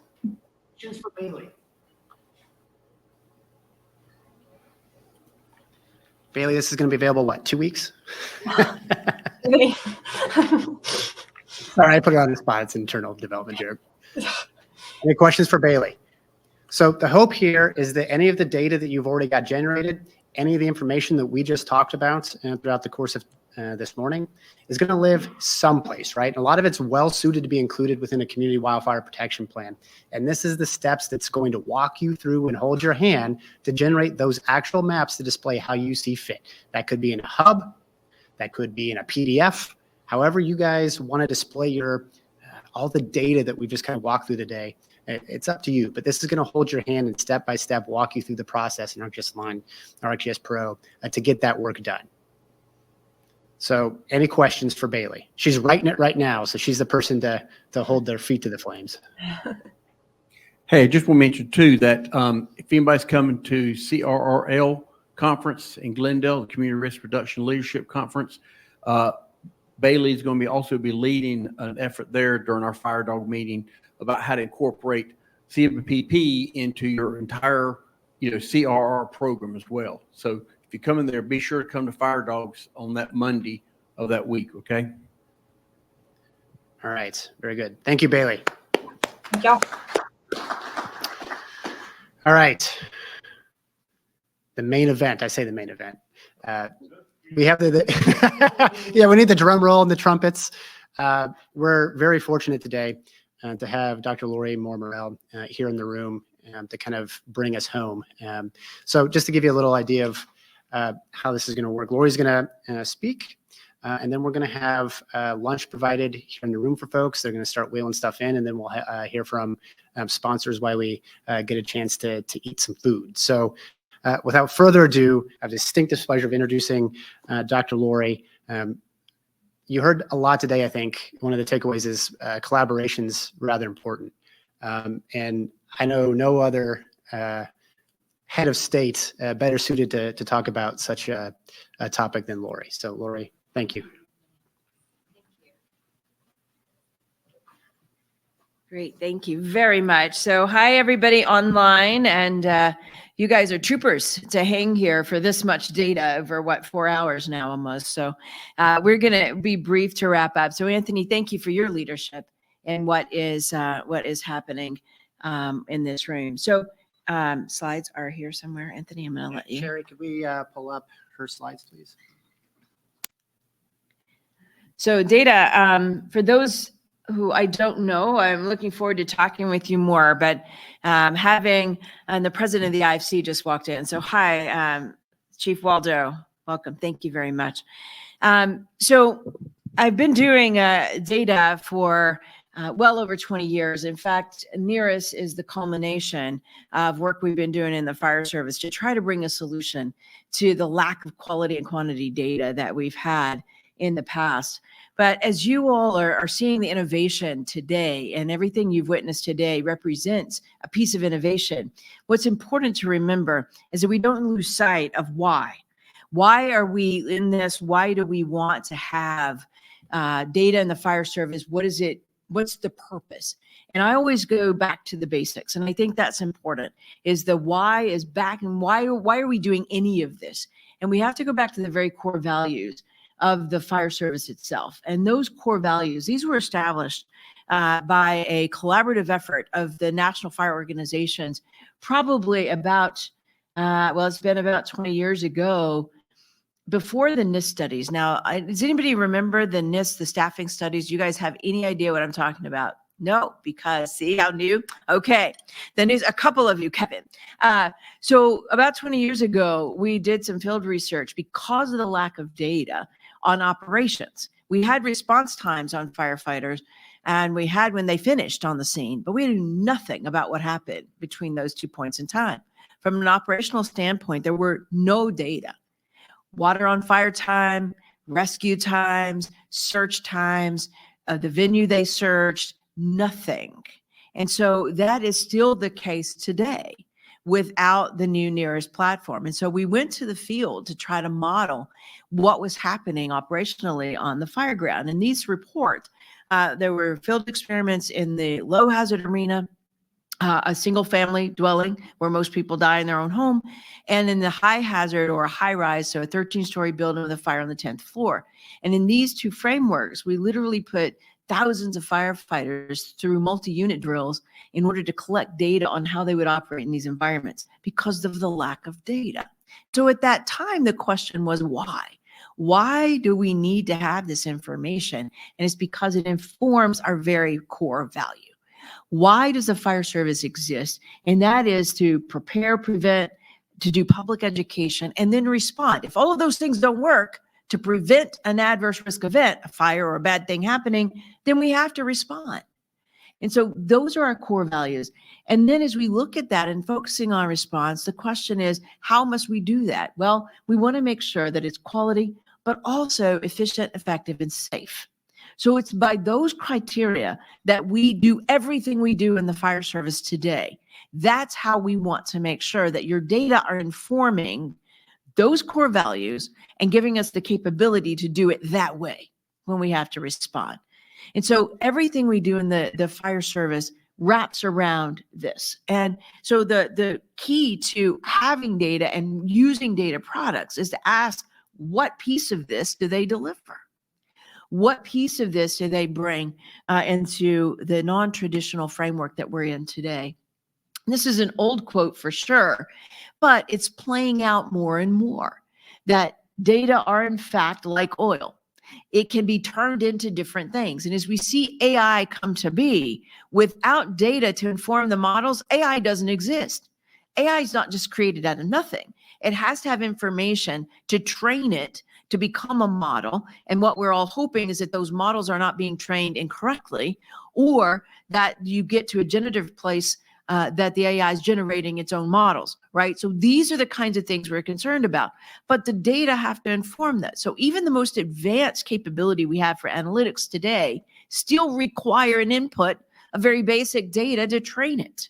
And so this is absolutely key. And the quote still applies today to any kind of data that we are using and providing in the new data tools that are being created. So how do we overcome a lot of the data silos? And so one of the things that Jeff Doolin and Anthony had asked that I talk about is to make sure that we don't end up with a lot of data silos. Because how many of you in the fire service have bought several pieces of software because one software didn't do everything you needed it to do? Right? So that's how we have operated for years. I needed a piece of software for, to be able to put data into the legacy system in first. I needed a piece of software for fleet management. I needed one for health and safety tracking. I needed one, on and on and on we could go. And so all of this is going to continue to play out if we don't think about data fusion. Now, this data fusion concept was the very premise of NERIS. You heard that from Rebecca this morning. So as we were thinking through, NERIS is not a database. NERIS is a data platform. It's an analytics platform that does data fusion or data aggregation to be able to mine it for intelligence. That's the whole premise. And so as we talk about data and data products, we want to make sure that we're carrying that concept into other products.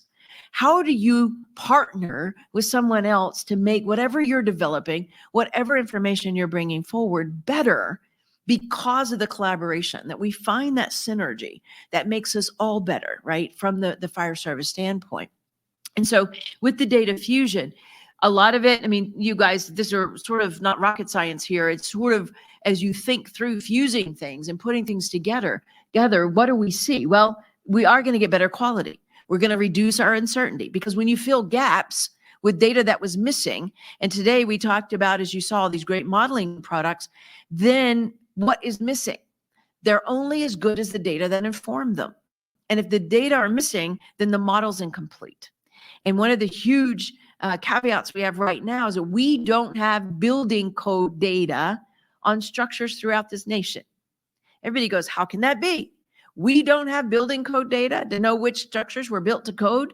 No, we do not have building code data to know which structures are built to code, unless you have an insurance group like VeriRisk, who's in the room, who's gone and inspected, and they know the building materials. They know if it was built to code. And so these independent little pods exist.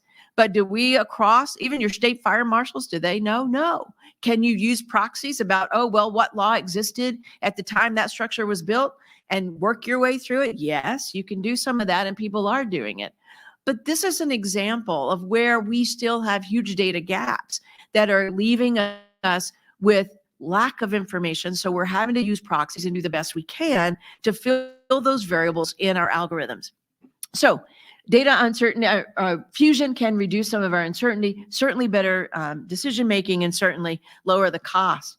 And so with that, one of the things that I always encourage our vendors, the folks who are working on these data solutions to do is understand that this is not a competition, though yes, it is. Some of them would say, no, it has got to be a collaboration. This is not a zero-sum game here. You win, I lose because you were faster, you got to the data faster. That's not how this needs to work. We have to reduce some of the silos that are starting to be created with the competition and understand that we're better together. The synergy that's going to come and bringing solutions forward to the fire service is going to require this kind of collaboration. Now, I'm going to point to another example for you. Right now, we are looking at a massive insurance overhaul because of events like the LA fires. What's going to happen with insurance because they can't model risk? And a lot of them cannot.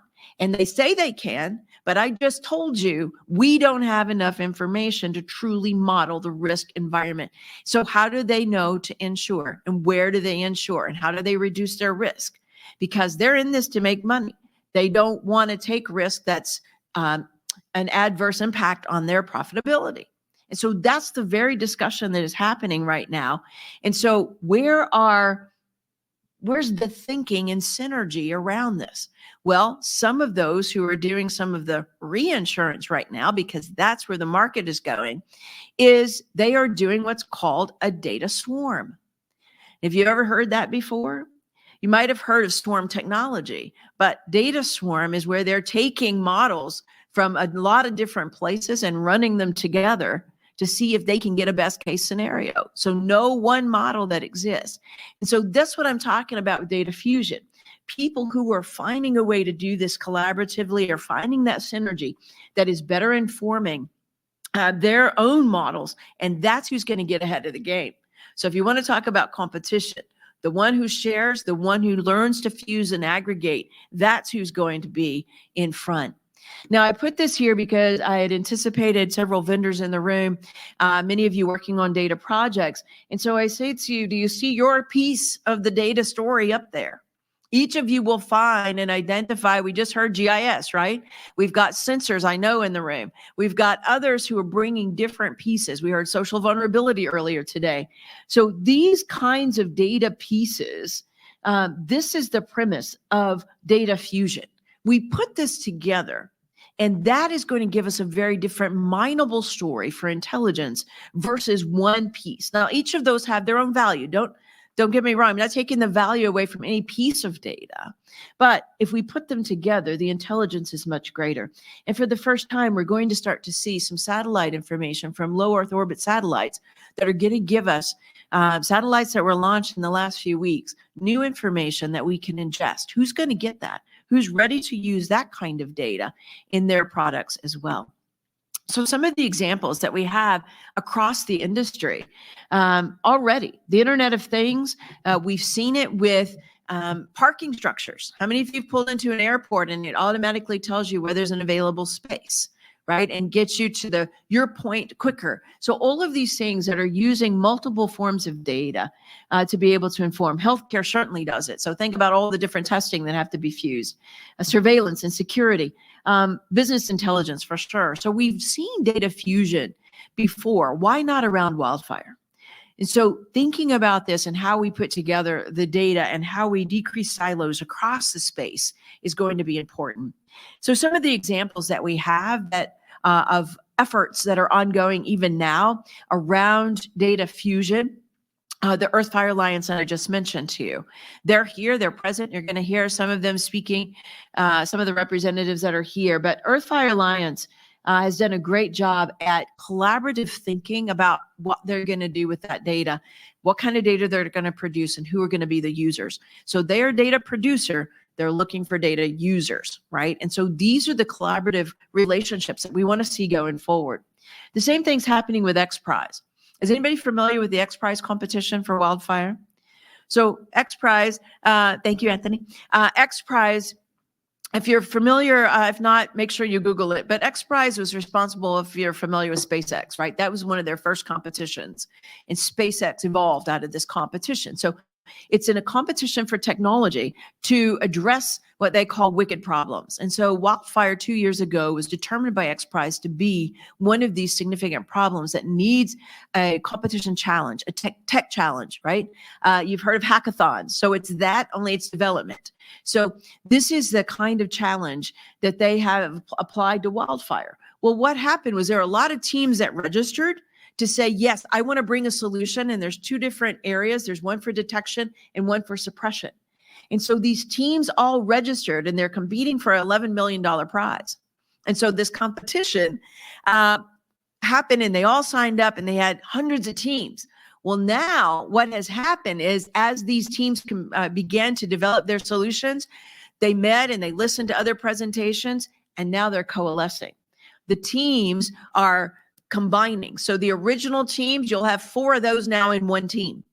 And so they saw this synergy of their own solution, what piece they could bring, and they started to identify these various pieces. And now the teams have coalesced. So if you looked at an XPRIZE team, and you guys look at this later, and you'll see that across the team now, all of these various company logos because they've coalesced as a single team. And so bringing a solution is not easy if you're on your own, but collaboratively it can happen. And then fire departments, how does that apply to you? Think about mutual aid. How are we informing mutual aid? I know there are some of you that maybe live in communities that are takers rather than givers. And that's what it's come down to. The data is really going to inform us on how to better do and administer mutual aid. The same thing with our prevention. When we get nearest operational and it becomes at the conversion of becoming the national data platform, Infers is going away. Nearest is going to be the national data set. It is going to inform us on a fire problem that we don't even know what we don't know today. And so when it does that, it's going to change our prevention efforts. It's going to change what we address. Today, we think we have a cooking fire problem because that's what the bad data, I was going to say another word, the bad data have told us, right? Because all of you, when you put in your data, the first thing that's there is an appliance. So it's in alphabetical order. So everybody collects food on the stove or appliance. And we all think we got a cooking fire problem. It's only because firefighters don't want to do that 250 list of drop downs to go find what was really on fire. And so we know the data are bad. And so this is the kind of thing that we want to talk through. So what do we not know? And that's where this is going to happen. It's going to really inform us some more. So what does that mean? Well, we're going to look at a continued data-driven future, and we have to continue to increase this integration in our everyday activities. We've got to be able to allocate money to this. So fire departments need to focus, and we've said this for several years, and it's really coming to fruition. You have got to have a budget for data. You've got to have a budget for a data analyst. You've got to have a budget, perhaps larger departments for a data scientist. You need to be able to ingest and use the information that's going to be in front of you. And so we've got to have firefighters that are more and more literate for data. And so understanding that you're operating data every day on your phones, your computers, having that in context and using are going to be better. So certainly our goals are that as data are gathered and processed and analyzed faster, we want to be able to use it. And that's the key to all of this. So for that, it's going to require all of you to continue to do outreach, new teams. Think about that. The mindsets are going to have to change, our capabilities, but most of all, an overall trust of each other, especially if we're going to collaborate, then we've got to trust that we're doing this for the right reason. And I take you back to the why and those fire department values. So if we can remember our why, the trust comes a little bit easier, particularly if you feel like you're in a competition. So understanding the why is important, and data fusion, data collaboration is our new way to go. So with that, I'm going to end that. And Anthony, I'm going to hand it back to you or Jeff. And thank you for letting me have just a few moments. They know this is my passion. And so data is something I love to talk about. So I really appreciate it and really loved having some time with you today. So thank you, Jeff. Thank you, Lori. As always. Thank you, Lori. Thank you. Okay, they're going to start bringing the food in for lunch, but while we're waiting, I want to invite our president, Chief Josh Waldo. He's IFC president, chief of Bozeman, Montana, to come up and say a few words. And thank you all for being here this week in Kansas City with us.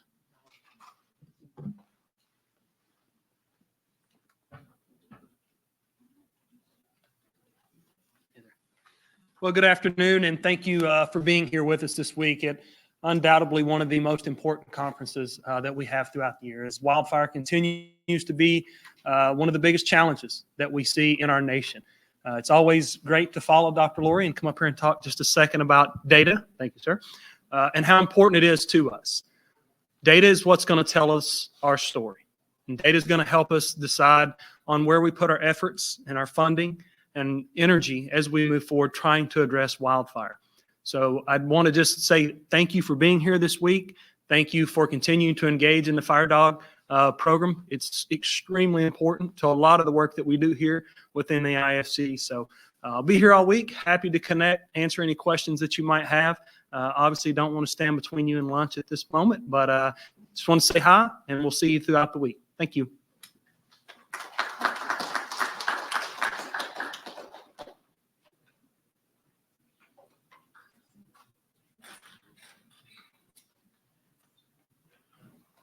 All right, so lunch is going to get wheeled in here for the participants in room.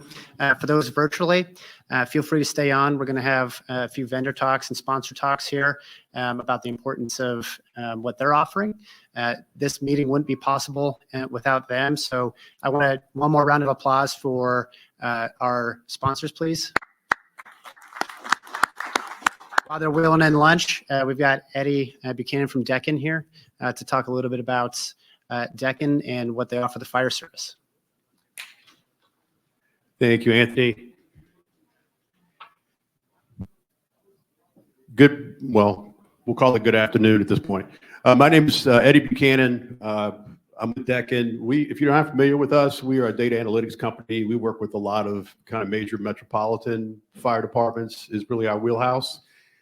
We do predictive analytics, real-time optimization, those types of things. We are really not involved in wildfire. So my purpose to be here is to listen and just kind of see where we can help. Is there some way that we could assist with this problem? We have the data scientists on staff and those types of things. What can we do to be helpful? So that's kind of why we're here. So I'll be hanging around, sitting in sessions and stuff, just looking for a way to help, see what we could offer. I will share just like one little anecdote I noticed. One of our clients was looking to place wildfire units recently in their metropolitan area. They had a serious issue, and they wanted to place a couple of wildland units, and we were working with them on the best location for that.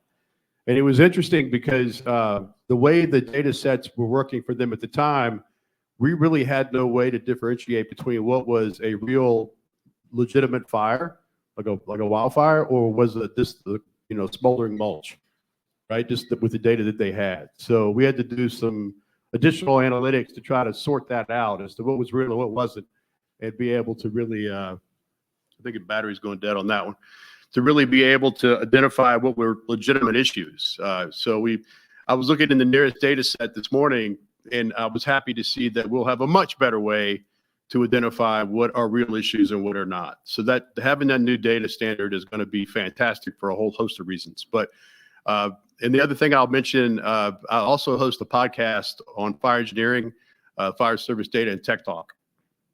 And some of the resources you saw this morning, I've already featured on the show. So if you're looking for a way to go back and grab it, like for example, Anthony was on, I think it was like last month, talking about some of the resources. And I was equally surprised to find out that these things existed for free.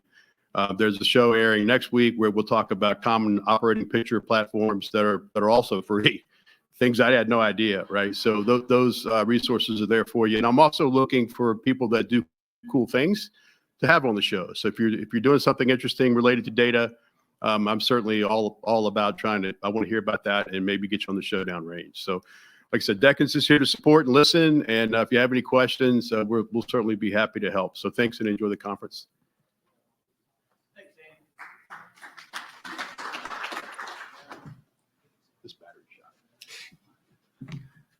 Okay, so wrapping it up as they're setting the food up. So our next steps, we've got, Sherry, can you go to full screen? So we've got coming up, we've got our CRRL conference in Glendale. That's going to be May 12th. Registration is online right now. You can type in ISC Fire Data Analyst Working Group. It'll come up. You register right there. And then also we've got the Fire Rescue International Orlando. We have a full day there. And then again, our Technology Summit International December. All of these full day FireDAWG events. So please follow us, come to those events. We get a lot of great people there, a lot of great discussions, and also you can see some really cool stuff happening around the country. All right. So thank you very much for attending. If you registered, you will get a link for the recording for this, so you can watch it. You can share it also with your friends and family and coworkers. All right. Again, one more thing. Okay. Anybody here, if you're in the fire service, you need to register for the National Cancer Register. Okay? Take that QR code, see me, I'll give you a card. Takes you 2 minutes to register. It's the best thing you can do. We're talking about data. We've got to collect more data to protect the next generation of firefighters. As well, if you're in the registry, there's some benefits for you. So take the time, 2 minutes, register for the National Firefighter Cancer Registry. It's going to save somebody's life one day. All right? So again, thank y'all very much for being here. Enjoy lunch and sit in fellowship and socialize. I know that Dr. Lori's still going to be here. Chief Walden's going to be here. And meet and greet and make new friends for this week. All right? Thanks very much for being here and enjoy lunch.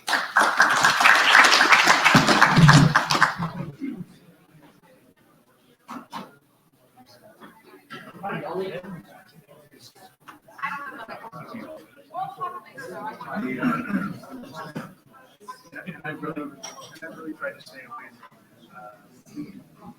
from him because of that, but I met that surprise.